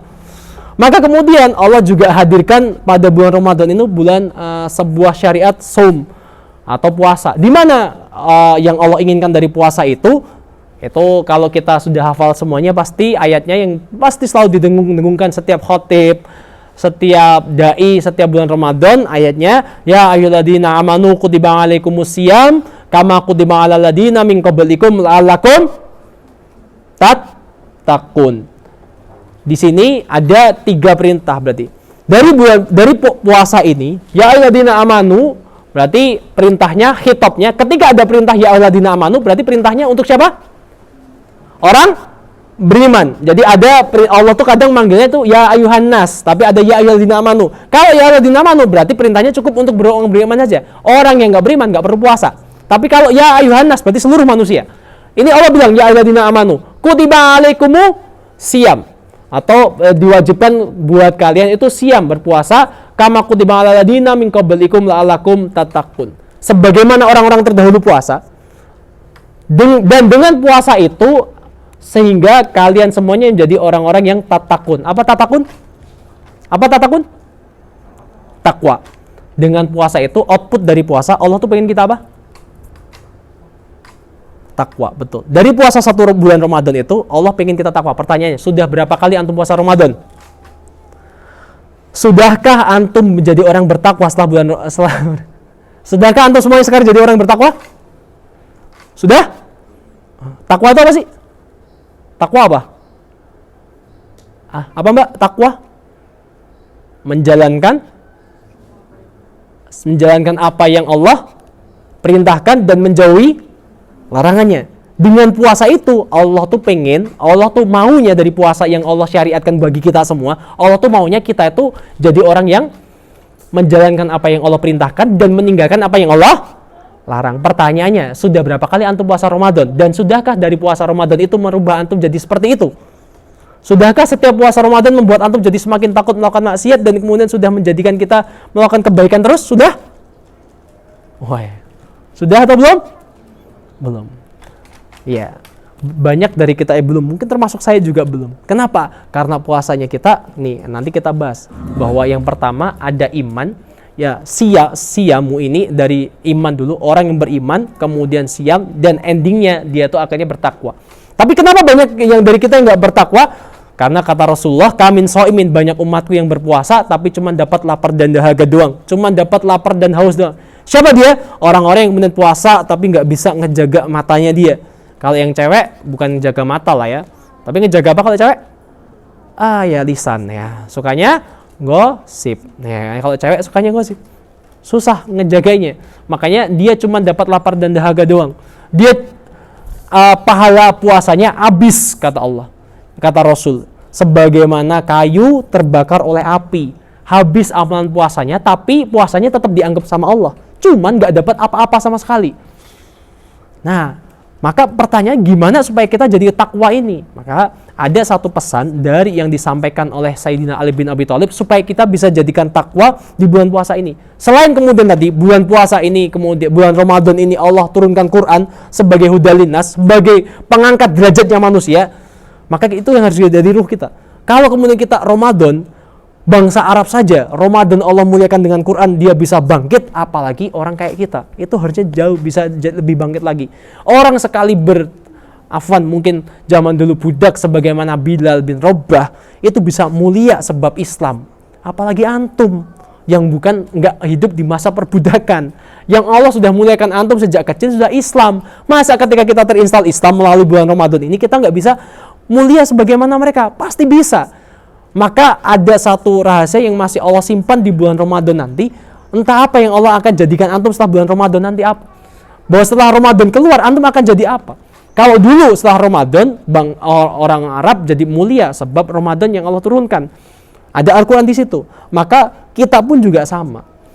Tapi pertanyaannya gimana supaya bisa jadi takwa yang 100%? Takwa sebagaimana yang Allah perintahkan tadi, sebagaimana Allah inginkan dari puasa kita tadi. Pertanyaan gimana caranya jadi takwa? Maka ini ada pesan Sayyidina Ali. Sayyidina Ali bin Abi Thalib itu pesan orang yang bertakwa itu cirinya ada ini. Ada sekitar 4, tapi nggak saya bahas semuanya. Ada beberapa yang bisa saya bahas. Ada 3 lah. Ciri orang bertakwa. Kalau kita belum, ayo kemudian kita perbaiki supaya kita besok itu bulan Ramadan, keluar Ramadan, orang yang sukses Ramadannya bukan sekedar orang yang bisa puasa dan tahajud di Ramadan, lah tidak. Tapi setelah Ramadan, dia masih punya amalan sebagaimana amalan Ramadan dia. Dia setelah selesai Ramadan, dia tetap terjaga sebagaimana dia Ramadan. Dia setelah Ramadan, dia jadi lebih takut ngelakuin maksiat dan lebih gampang ngelakuin ketaatan. Itulah orang-orang yang selesai, dia khalas Ramadannya, yang berhasil Ramadannya, yang jadi orang bertakwa tadi itu. Nah, gimana jadi orang bertakwa? Ciri-cirinya ada 4 kata Sayyidina Ali. Yang pertama, ciri orang yang bertakwa, yang pertama ini, kalau belum, ayo kita jadi itu. Yang pertama, al-khauf mirabbik minal jalil, kata Sayyidina Ali.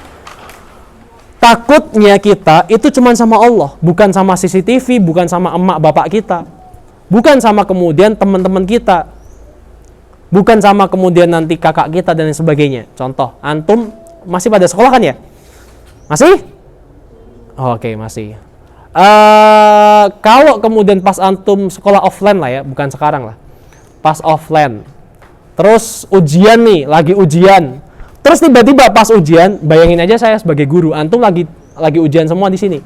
Kalau saya sebagai guru, pengawas, tiba-tiba pengawasnya keluar dari kelas atau dia ngantuk sampai ketiduran, kira-kira ketika ujian pengajarnya atau pengawasnya ketiduran, apa yang akan terjadi di dalam kelas itu? Yang terjadi apa? Apa mas? Wes ya. Wah itu macam-macam, udah nanya, wah lari ke sono, lari ke temennya yang paling pintar, dipinjam jawabannya, gitu ya. Wah mas macam-macam, bakal macam-macam. Kenapa? Berarti dia takutnya sama siapa? Pengawasnya. Khaufnya bukan sama Allah, tapi khaufnya sama pengawasnya. Tapi kalau orang yang takutnya sama Allah gimana? Oh iya sih, memang pengawasku ini matanya terbatas, dia bisa ngantuk. Kadang disambi main HP atau membaca buku, matanya terbatas. Dia fokus ngeliat buku, nggak bisa fokus ngeliat aku. Tapi kalau aku nyontek sekarang, itu Allah pasti ngeliat. Dan kira-kira redo nggak Allah ketika kemudian saya ngerjain tugas ujian dari hasil contekan? Nih ya, antum tuh saya tanya, antum tuh sekolah itu nyari apa sih bro? Mbak, antum sekolah tuh nyari apa sih? Nyari apa sekolah? Gara-gara disuruh bapak ibu. Antum sekolah apa sih? Hah? Kenapa antum sekolah? Buat mencari ilmu. Woi, saya. Nanti kalau besok selesai sekolah nggak usah kasih jasa, nggak apa-apa ya. Sekolah nyari apa? Ijazah. Karena sekolahnya antum nyarinya ijazah, ya sudah, antum akan halalkan segala cara buat dapetin ijazahnya supaya nilainya bagus.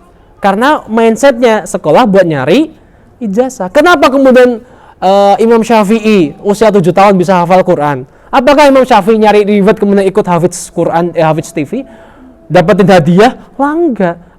Meskipun hafiz Quran itu nggak salah, itu sebagai trigger supaya semakin banyak anak-anak yang kemudian cinta Quran, ya kan ya. Tapi Imam Syafi'i ketika itu apakah nyari nilai? Enggak. Yang dicari apa? Ridhonya Allah. Dia nyari kemudian ilmu, dia nyari keberkahan di situ.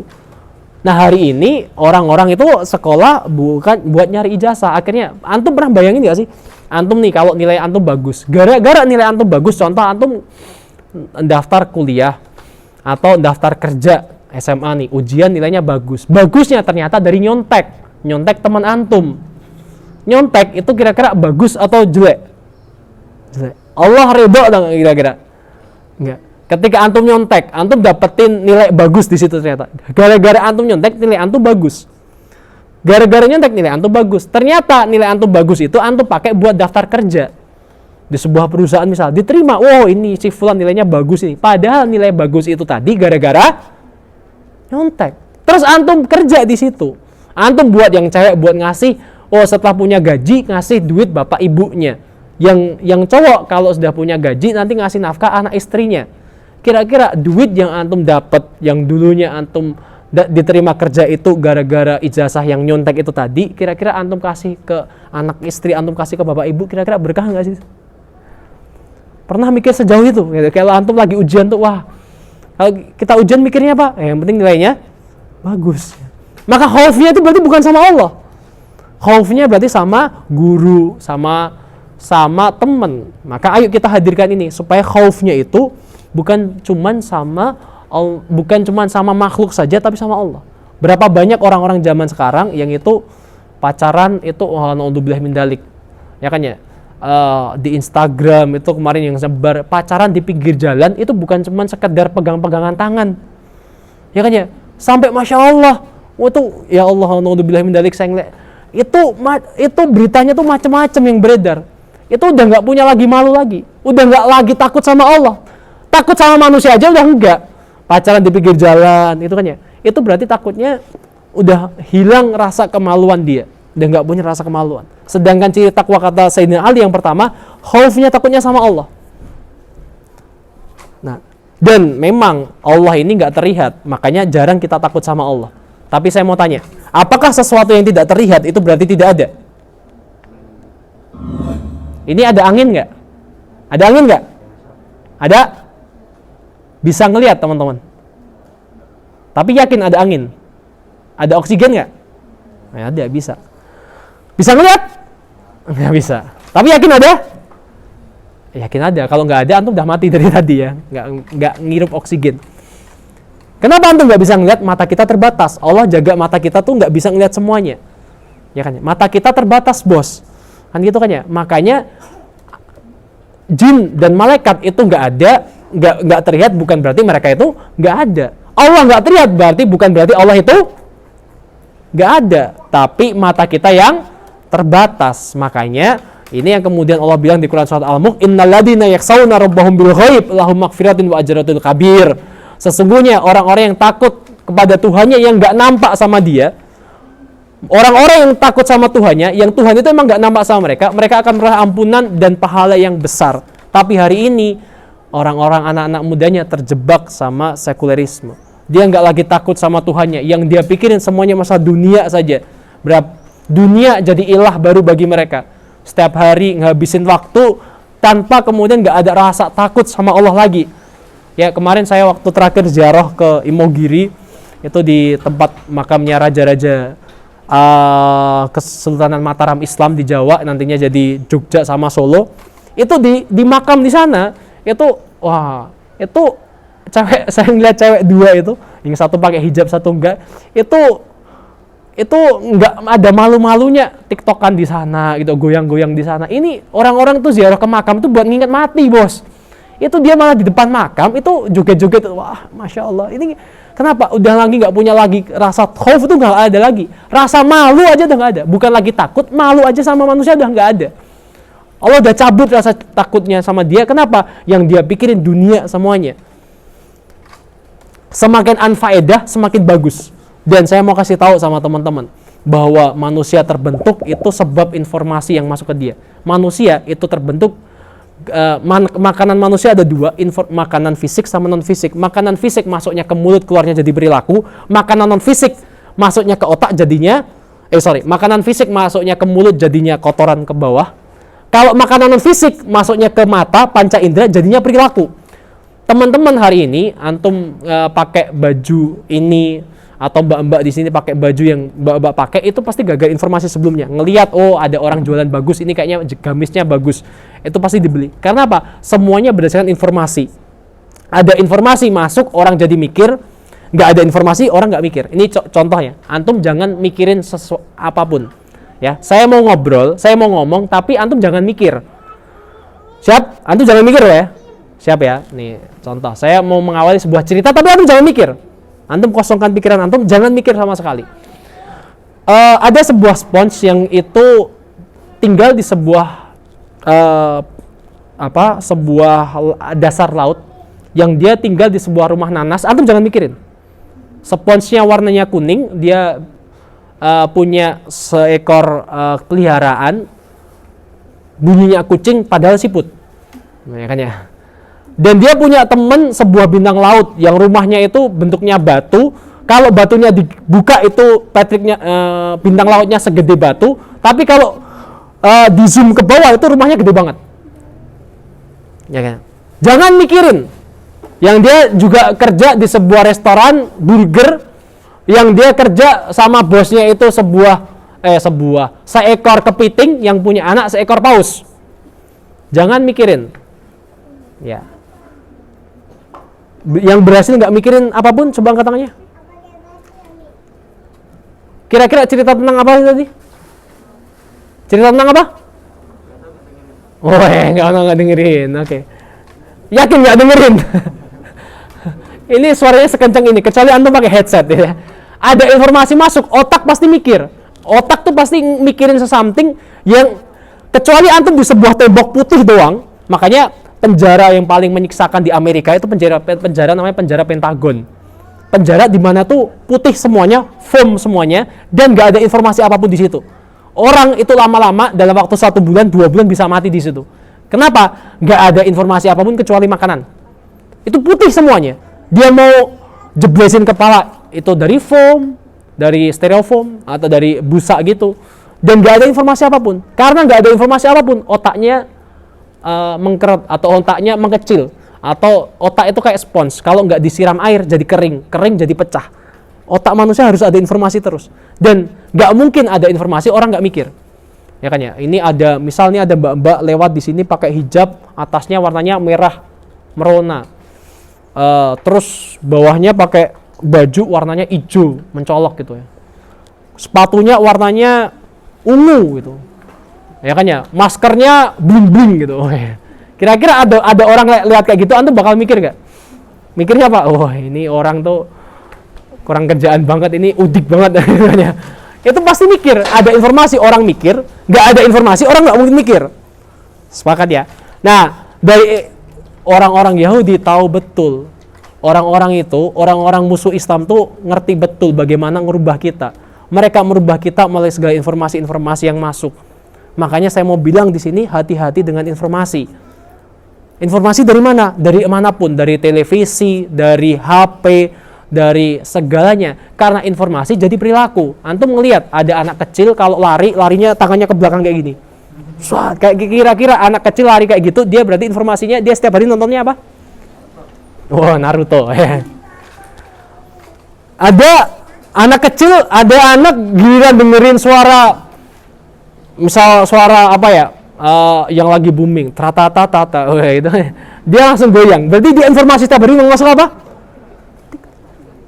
Orang itu hanya akan ngelakuin sesuatu berdasarkan informasi sebelumnya. Dan hari ini orang-orang musuh Islam berusaha menjauhkan kita dari Allah, membuat kita nggak lagi takut sama Allah, membuat kita tuh mikirnya bukan lagi takut sama Allah, bukan mikirin ibadah, tapi mikirin yang unfaedah. Semakin unfaedah semakin bagus.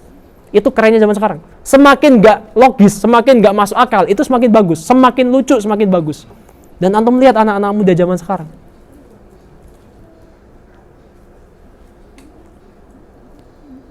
Itu informasi yang digelontorkan setiap harinya sama kita kayak gini. Maka ya wajar kita tuh nggak lagi takut sama Allah, tapi setiap hari mikirnya apa? Gimana konten kita bisa rame. Gitu.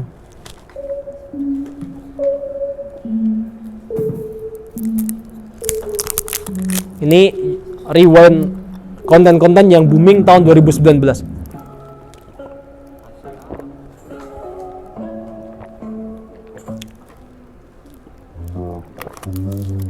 Astagfirullah. Kayaknya speakerku mau mati.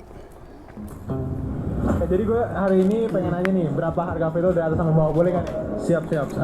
Jaket lo 17.500. Terus jaket lo? Jaket gua Betemong yang crop itu 40 juta.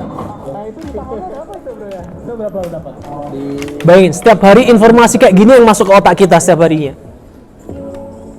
Tontonan yang kemudian kita tonton itu akan jadikan kita berperilaku sama dengan mereka.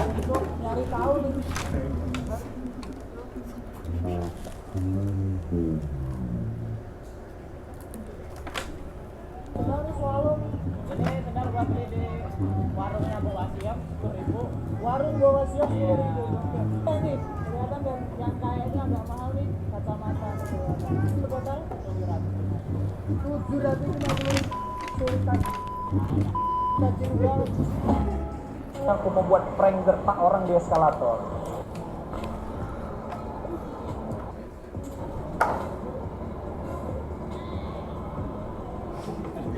Gue akan buat video prank naik gendut.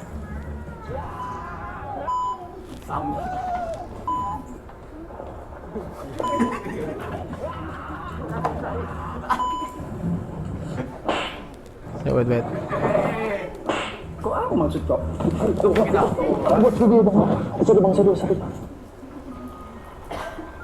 Itu yang kemudian jadikan anak-anak zaman sekarang jadi informasi.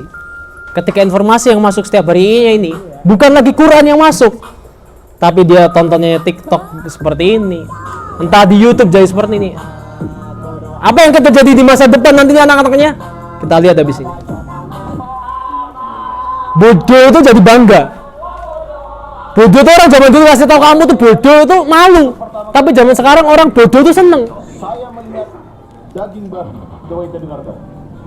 Neraka.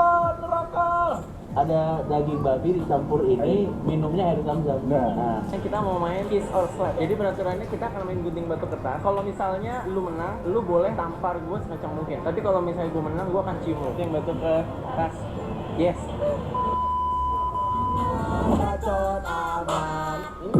Informasi masuk jadi pemikiran dan jadi perilaku.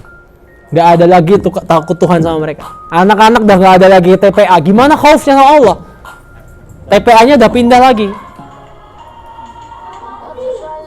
Apalagi zaman sekarang, sekolahnya online semuanya. Sekolah di samping YouTube-an, ya.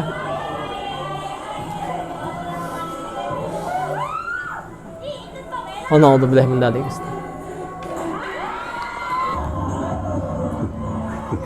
Bukan cuma anak SMA, sampai anak SD, gurunya pun juga bangga sama mereka. Bayang.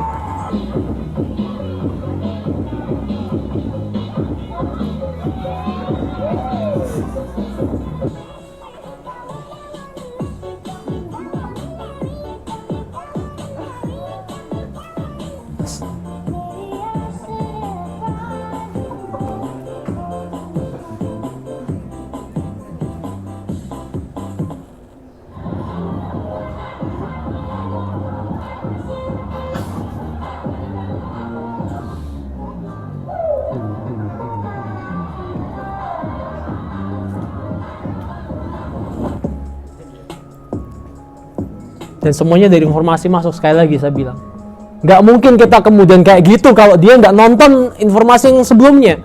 Nggak mungkin dia kayak gitu kalau nggak nonton TikTok. Dia nggak nonton TikTok, nggak ngelakuin nonton YouTube yang kayak gitu.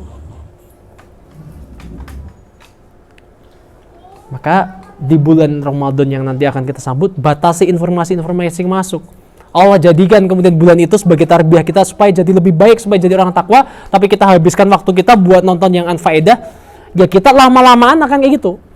Jadi manusia itu cuma dua hal. Kalau nggak dipengaruhi ya mempengaruhi. Nggak ada pilihan lain. Kalau antum nggak mempengaruhi kebaikan sekitar antum, atau antum nggak mempengaruhi keburukan sekitar antum, ya antum akan dipengaruhi. Entah dipengaruhi kebaikan atau keburukan. Manusia itu kayak gitu. Maka cek teman-teman antum sekarang. Kira-kira antum 5 orang, 3 orang punya geng, 4 orang punya kumpulan itu antum lebih banyak dipengaruhi sama kebaikan, atau lebih banyak dipengaruhi sama keburukan sama mereka, atau jangan-jangan antum malah bisa mempengaruhi mereka atas kebaikan. Kalau ternyata antum masih dipengaruhi sama keburukan sama mereka, yuk kemudian teman-teman harus punya circle baru lagi. Maka ketemu sama teman-teman di TFT ini bukan sekedar ketika kajian aja. Ketemunya apa? Ya kalau kemudian teman-teman ngerjain tugas, nongkrong di luar, ya ajakin teman-teman yang di sini. Sebab inilah teman-teman yang senantiasa pengen atas kebaikan kita bareng-bareng. Jadi jangan cuma teman kalau kajian, tapi kalau teman main, teman yang lain. Yang itu teman main itu malah ngebawa keburukan sama kita. Jangan. Karena informasi masuk itu jadi mikir jadi perilaku. Orang itu nggak mungkin berperilaku karena nggak mikir. Ya, setiap itu kita digelontorkan informasi setiap harinya, digelontorkan macam-macam, ya kan ya. Masuk ke otak ya. Setiap hari nontonnya drama Korea, setiap hari nontonnya film-film kemudian yang kemudian nyenengin kita itu nggak haram gitu kan ya. Cuman kalau antum lebih banyak nonton itu daripada baca sirah nabawiyah, antum lebih banyak nonton film Korea, akhirnya standar antum tuh, jodoh antum tuh besok kayak gini. Padahal calon-calon suami antum besok, kalau saya lihat di depan sini nggak ada yang mirip ini. Itu jauh. Kalau nanti cowok-cowok ini insecure ngelihat mbak-mbak di sini nontonnya, wah dia tuh nontonnya setiap hari drama Korea, cowoknya ganteng-ganteng, tuh akhirnya yang cowok-cowok pengen berusaha merubah wajahnya malah jadi kayak gini piye kan. Malah jadi menakutkan ya. Pak Ali kayak gini ya, dia dibuka ngomong itu harus susah. Wah itu rambutnya kurang coklat, dicoklatin kayak Lee Min Ho. Wah jadi kayak gini. Wah itu chaos banget. Semuanya dari apa? Informasi. Dan orang menonton pornografi itu awalnya dari informasi semuanya. Dan hari ini kita digelontorkan entah informasi di TikTok, Instagram. Zaman dulu orang pengen nonton sesuatu yang porno itu mungkin harus nge-search di Google. Sekarang udah enggak. Itu konten di Facebook, Instagram. Kita nggak mau follow, itu dipaksa nonton. Saya sempat nginstal TikTok itu pun yang di follow orang-orang yang kemudian akun-akun yang baik, tapi tetap aja pasti ending-endingnya ada konten-konten yang FYP yang itu mungkin orang tuh jadi tertarik, wah apa sih, penasaran klik, nanti penasaran yang lain yang wah klik akhirnya wah bagus ya ternyata. Semuanya dari informasi saya bilang, makanya saya mau bilang hati-hati dengan informasi, sebab informasi itu bisa merubah pemikiran dan keyakinan dan perilaku kita. Makanya yuk jadikan bulan Ramadan ini jadi informasi-informasi yang masuk. Kalau informasi yang masuk setiap harinya pornografi, apa yang terjadi hari ini? Anak-anak remaja ya, itu 62% remaja itu udah nggak lagi perawan menurut data tahun 2008. Data di mana itu masih belum, sinyal 4G itu belum sekencang sekarang sinyal internet. Ya, bayi 9 bulan diperkosa. Sekitar 2,5 juta perempuan di Indonesia melakukan aborsi. Wa naudzubillahi min dzalik. Bayi 9 bulan diperkosa. Semuanya diawali dari apa? Semuanya diawali dari pacaran pasti. Semuanya diawali dari kakak adean. Semua diawali dengan chatting. Semuanya diawali dengan ya sekedar say hello. Tapi ending-endingnya bisa jadi kayak gini. Ya. Suami kerja di luar kota, ibu di NTB cabuli anaknya usia 3 tahun. Bermodus bina jadi atlet nasional, guru olahraga di Blitar setubui muridnya. Kenapa? Karena yang masuk informasi setiap hari, dia tonton informasi itu tentang pornografi terus. Karena informasi yang masuk pornografi, akhirnya apa kejadian?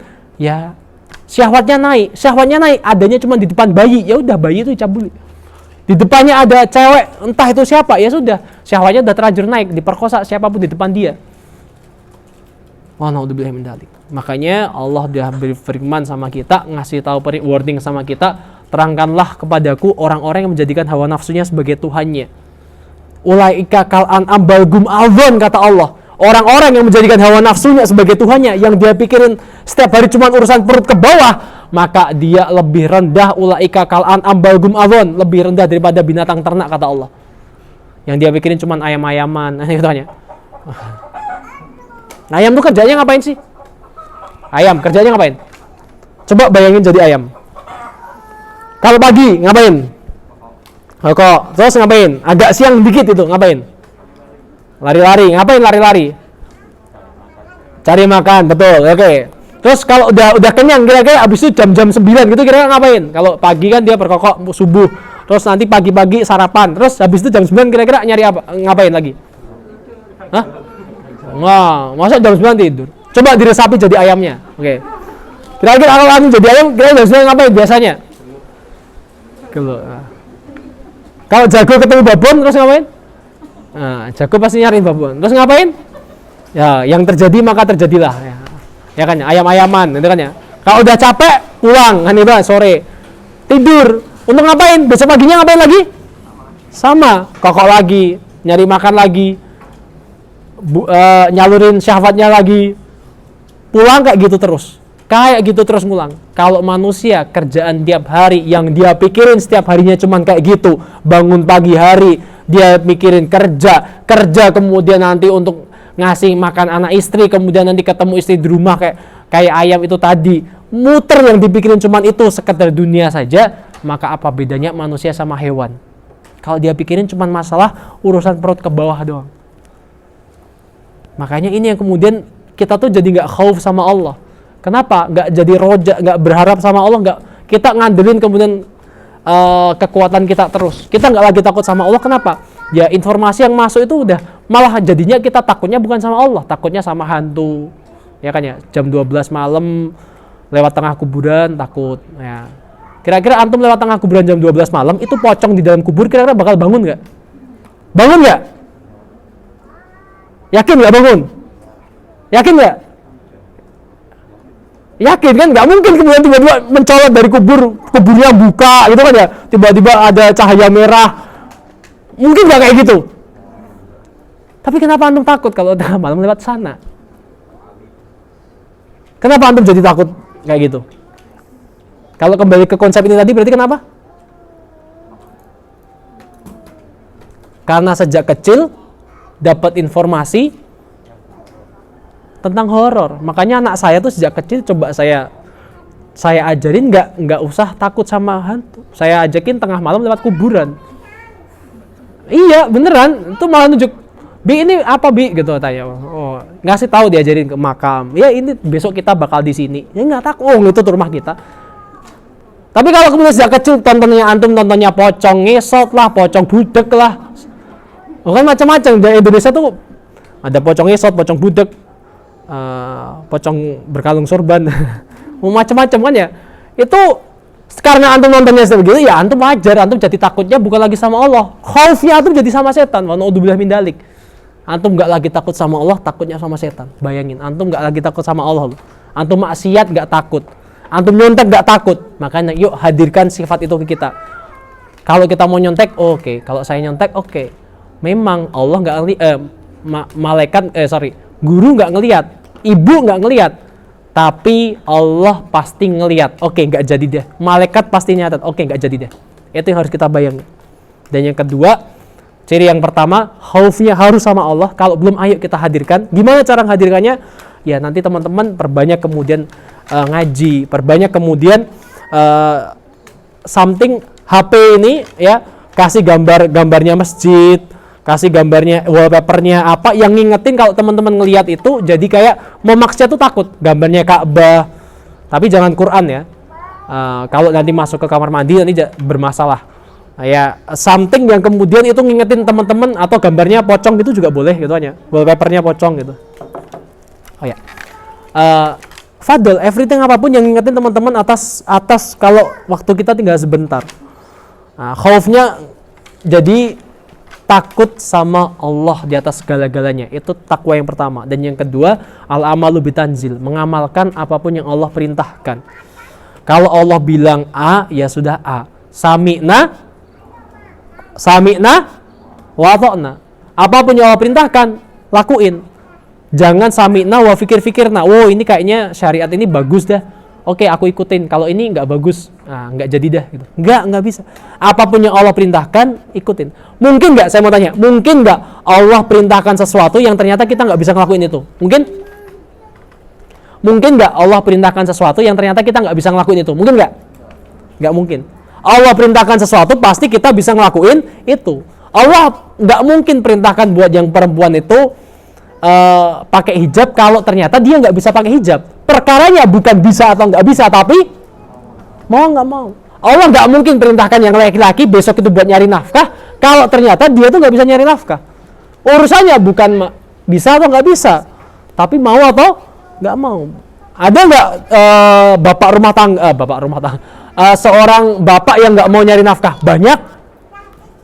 Yang kemudian dia berpangku tangan malah istrinya yang suruh kerja, banyak. Padahal Allah perintahkan yang laki-laki untuk cari nafkah. Meskipun kalau perempuan juga boleh ngebantu kalau diizinkan sama suaminya.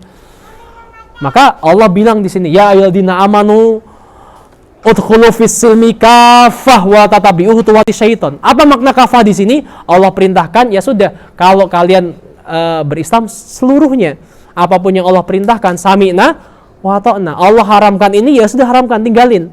Jangan pakai akal kita. Oh, kayaknya ini susah deh mas. Kayaknya saya tuh mau pakai hijab tuh susah. Kayaknya saya mau ninggalin riba itu susah. Kayaknya saya mau nggak deket sama cewek itu susah Mas. Nah, gimana? Mau saya satu bangku kalau sekolah tuh sebelahnya sama cewek kan gitu.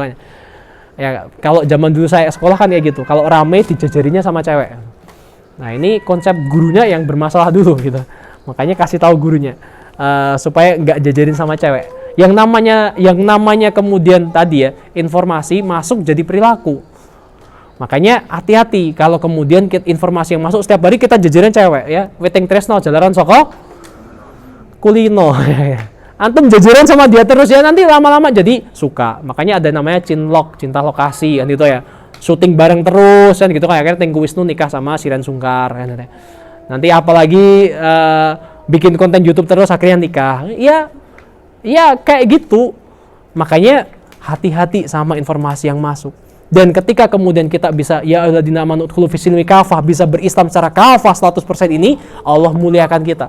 Ketika Al-Qur'an kita ambil sejak kecil, pendidikannya bukan sekedar pendidikan IPA, IPS saja, tapi ruhnya adalah Quran, maka dulu Allah kemudian muliakan bangsa kita. Allah muliakan peradaban kita, Allah muliakan bangsa kita dengan menghadirkan banyak ulama-ulama, banyak ilmuwan-ilmuwan di masa mudanya bisa menemukan pesawat, bisa menemukan kemudian peta di usia yang masih belia, di usia 40 tahun. Seorang kartografer dari Turki Utsmani namanya Ahmad Muhyiddin Piri bisa membuat peta abad 15. Bayangin abad 15 kira-kira sudah ada satelit belum? Sudah ada kamera belum kira-kira? Sudah ada pesawat?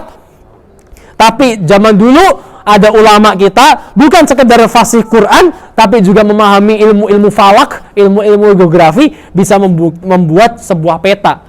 Yang kalau dibayangin petanya sama zaman sekarang itu hampir mirip kayak gini. Itu petanya dia Ahmad Muhyiddin Piri yang bawah ini. Kalau peta zaman sekarang ini hampir mirip banget. Dan itu dibuat abad 15. Kenapa? Terinjek Quran sejak kecil. Terinjeksi Quran bahwa Quran membangkitkan dia. Maka kalau kita sudah membaca Quran setiap hari gak bangkit, ada yang bermasalah dalam hama kita nih berarti. Ada yang perlu kita perbaiki apa? Oh, mungkin kita baru sekedar membaca, belum mentadaburinya.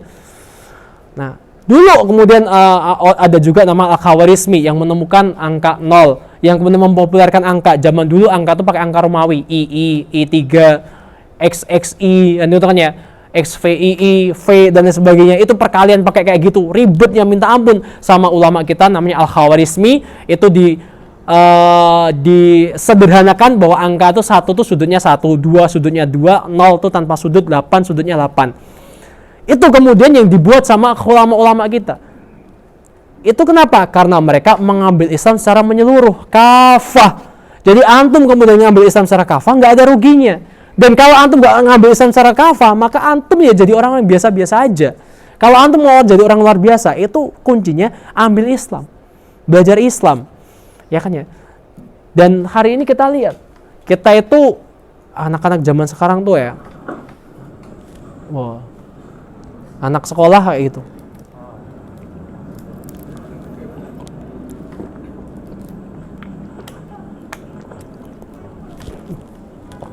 Ngapain kira-kira? Tanding catur. Oke. Ya, tanding catur Mas. Kan lagi booming ya gitu ya. Wah, naudzubillah min dzalik. Ini yang terjadi zaman sekarang. Enggak lagi takut sama Allah. Sama ibu bapaknya tuh enggak takut tuh, enggak ada lagi rasa malu.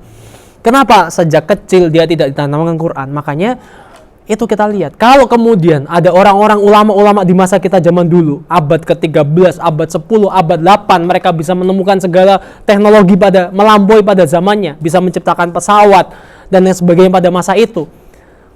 Yang seharusnya belajarnya lebih susah daripada kita. Tapi kemudian kita malah jauh lebih rendah daripada mereka. Ini siapa yang salah kira-kira? Kayaknya saya mau bilang di akhir. Kita itu dulu pintar dengan tegaknya Islam. Kita itu bangsa yang kemudian Allah muliakan. Bangsa Arab yang dulunya terbelakang. Orang-orang yang kemudian dulunya saling memperkosa satu sama lain. Orang-orang yang kemudian mengundi nasibnya dengan anak panah. Orang yang membunuh bayi hidup-hidup. Bilal bin Rabah, seseorang yang kemudian budak dari Habasyah, kulit hitam melepuh, kemudian dimuliakan sebab Al-Quran nancep di hatinya dia. Al-Quran kemudian tertanam di jiwanya dia. Tapi bagaimana kita hari ini? Harusnya sebuah masa di mana kemudian kita bisa belajar lebih mudah. Kita bisa belajar segampang apapun yang bisa kita miliki. Buku ada di mana-mana. Harusnya belajarnya orang zaman dulu sama sekarang lebih mudah mana? Dulu atau sekarang? Sekarang. Qur'annya zaman dulu sama sekarang harusnya sama atau beda? Qur'annya zaman dulu sama sekarang sama atau beda? Sama. Al-Qur'annya masih sama, ayatnya jumlahnya sama nggak? Sama. Tapi kenapa kemudian kita jadi jauh lebih terbelakang daripada orang? Usia 21 tahun Muhammad Al-Fatih sudah bisa membebaskan Konstantinopel. Imam Syafi'i usia 10 tahun sudah boleh ngajar para masyaikh. 10 tahun. 15 tahun Imam Syafi'i sudah boleh berijtihad, sudah boleh mengeluarkan fatwa 15 tahun. Antum 15 tahun sudah ngapain? Hah? Sudah ngapain? Hah? Bisa apa? Sudah pernah menang main FF ya? Sudah pernah menang main Mobile Legends. Kita mentok kayak gitu. Wah, naudzubillah min dzalik. Ayo kemudian jadikan Quran sebagai petunjuk, bukan sebagai bahan bacaan. Dan itu kita habiskan Ramadan kita besok bukan sekedar buat membaca. Ya kemudian bikin grup one day one juice boleh, baik. Bikin kayak gitu, di trigger teman-temannya yang nanti belum trigger. Karena al-istidadu li yaumi rahil. Ini terakhir yang saya sampaikan, al-istidadu li yaumi rahil. Kita harus mempersiapkan hari kepulangan. Kita nggak pernah tahu. Ini ceritaku yang ketiga kata Sayyidina Ali. Kita nggak pernah tahu usia kita sampai kapan. Makanya kalau kita bisa berubah, ayo kita segera berubah sekarang. Karena kita nggak pernah tahu usia kita sampai kapan. Mas siapa? Antum namanya? Duta. Mas Duta. Antum kira-kira tahu nggak antum meninggalnya kapan? Nggak tahu. Kalau misal malaikat Israel ngasih tahu sama antum dulu nih, ngetok pintu antum atau nge-WA antum misal, atau bisikin antum, Duta, nanti habis Ba'da Isya sekitar jam 7:30, antum harus waktunya pulang. Antum waktunya meninggal. Siap nggak kira? Apa? Penting apa? Nah, sekarang udah tangguh. Siap nggak kalau sekarang? Siap. Oh, insya Allah, masya Allah. Antum siap, Mas? Pakai baju hitam? Siap kalau nanti jam 8 meninggal? Kira-kira kalau antum dikasih tahu dulu sama malaikat Israel, jam 8 antum akan meninggal. Kira-kira apa yang antum lakuin dari sekarang sampai jam 8 malam nanti? Apa? Oh, bikin makam sendiri. Oh, ngeduk makam ya. Oke, pintar sekali, cerdas sekali antum ya. Biar gak ngerepotin orang gitu ya. Antum akan ngelakuin apa? Dari sekarang sampai jam 8. Kalau dikasih tahu dulu. Tobat. Terus ngabisin waktu buat apain? Hah? Ibadah. Pertanyaannya, antum tahu nggak kapan antum meninggal? Siapa yang tahu kapan antum meninggal? Yang 100% yakin besok pagi masih hidup, coba angkat tangannya, Cung. Saya yakin-yakinnya 100% besok pagi saya masih hidup. Coba angkat tangannya. 100% yakin, saya yakin-yakinnya. Saya kasih hadiah nanti. Takutnya nanti antum habis ngacung, Israelnya nggak terima. Yang 100% yakin, nggak ada yang jamin. Bisa jadi tiba-tiba nih saya lagi ngisi kajian, pulang-pulang saya sesak nafas, tiba-tiba Mas Duta meninggal mendadak. Bisa jadi. Oh, bisa jadi yang sakit saya dia meninggal, bisa. Nggak ada yang tahu. Ya kan ya, ada orang sehat meninggal mendadak, ada orang sakit lama banget bertahun-tahun tiba-tiba sembuh. Yang sehat mati mendadak banyak. Gak ada yang tahu usia kita sampai kapan. Karena kita nggak pernah tahu usia kita sampai kapan, yuk habiskan waktu kita minimal. Kalau kemudian Allah nyabut nyawa kita di bulan Ramadan besok, kita sudah dapatkan banyak limpahan pahala dan dosa. Karena di bulan Ramadan Allah lipat gandakan pahala, tapi jangan lupa Allah juga lipat gandakan dosa. Makanya hati-hati di bulan Ramadan besok. Apalagi di bulan Ramadan, di Lailatul Qadar. Teman-teman habiskan waktunya buat tips ini ya. Ini bisa difoto dan nanti bisa jadikan bekal besok buat bulan Ramadan di Lailatul Qadar. Sorry. Ya, di bulan Lailatul Qadar, di hari Lailatul Qadar sekitar 10 malam terakhir yang antum nggak pernah tahu malam yang mana. Entah ada yang bilang paling roji yang ganjil, tapi ada juga yang bilang genep. Ada yang bilang hari tanggal 17 Ramadan itu Lailatul Qadar. Wallahu a'lam. Makanya kita habiskan waktu yang paling rajih 10 malam terakhir kita habiskan buat beramal. Minimal setiap malamnya kita sedekah 10.000 saja.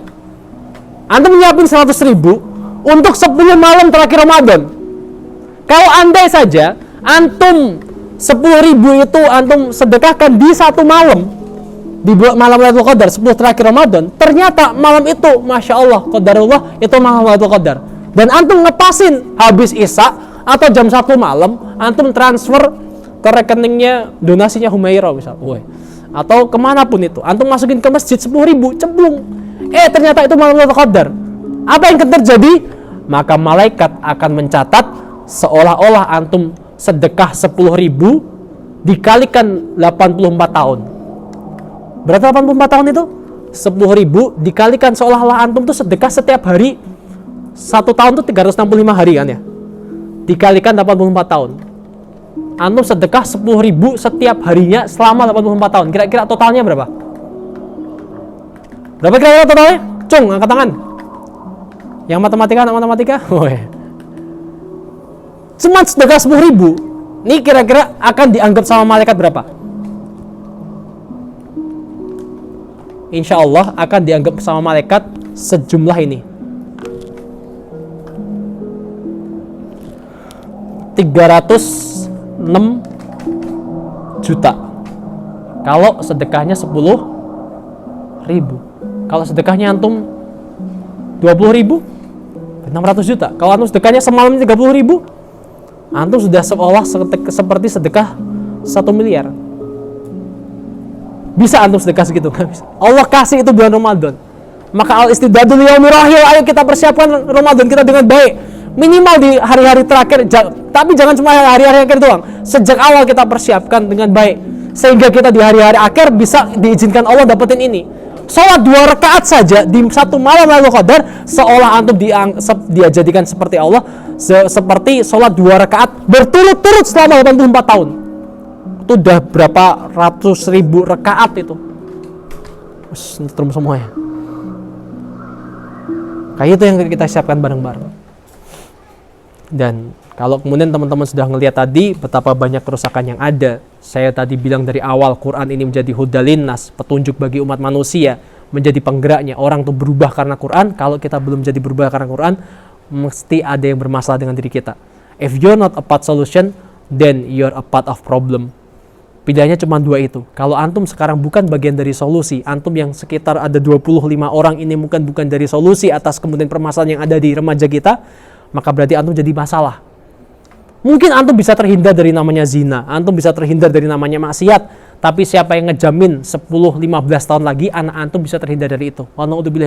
Kita nggak kepengen itu. Tapi ayo kita kemudian rubah. Kalau ada temennya yang salah, ingetin kalau dia salah. Ada temannya yang jarang datang kajian, diingetin, jangan cuma dinyinyirin di status WA.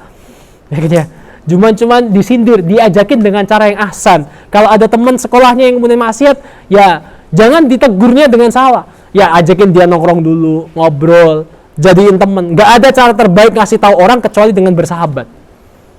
Maka ini pilihan jadi 2, mau jadi solusi atau jadi problem. Itu pilihan teman-teman semuanya, dan semoga kita semua jadi problem atas jadi kemudian solusi atas segala permasalahan yang ada di sekitar kita, dan Allah jadikan kita menjadi bagian dari para penerus Nabi, menjadi para penerus risalahnya Nabi, penerusnya Nabi Muhammad SAW, dan kelak ketika kita meninggal, kita dikumpulkan lagi sama Allah sebagaimana kita dikumpulkan pada hari ini. Dan setelah melewati Ramadan tahun ini, semoga Allah juga jadikan di hari 1 Syawal sebagai hari di mana Allah nolkan kita. Allah jadikan kita sebagaimana bayi yang tidak punya dosa sama sekali. Semoga Allah jadikan kita seperti itu. Afwan minkum kalau ada banyak salahnya, saya mohon maaf. Wabillahi taufiq wal hidayah. Wassalamualaikum warahmatullahi wabarakatuh.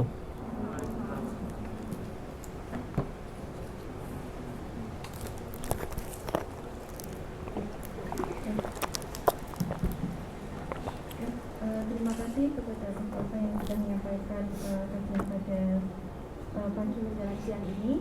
Kemudian ada rangkaian yaitu tanya jawab langsung saja pada teman-teman yang ingin bertanya.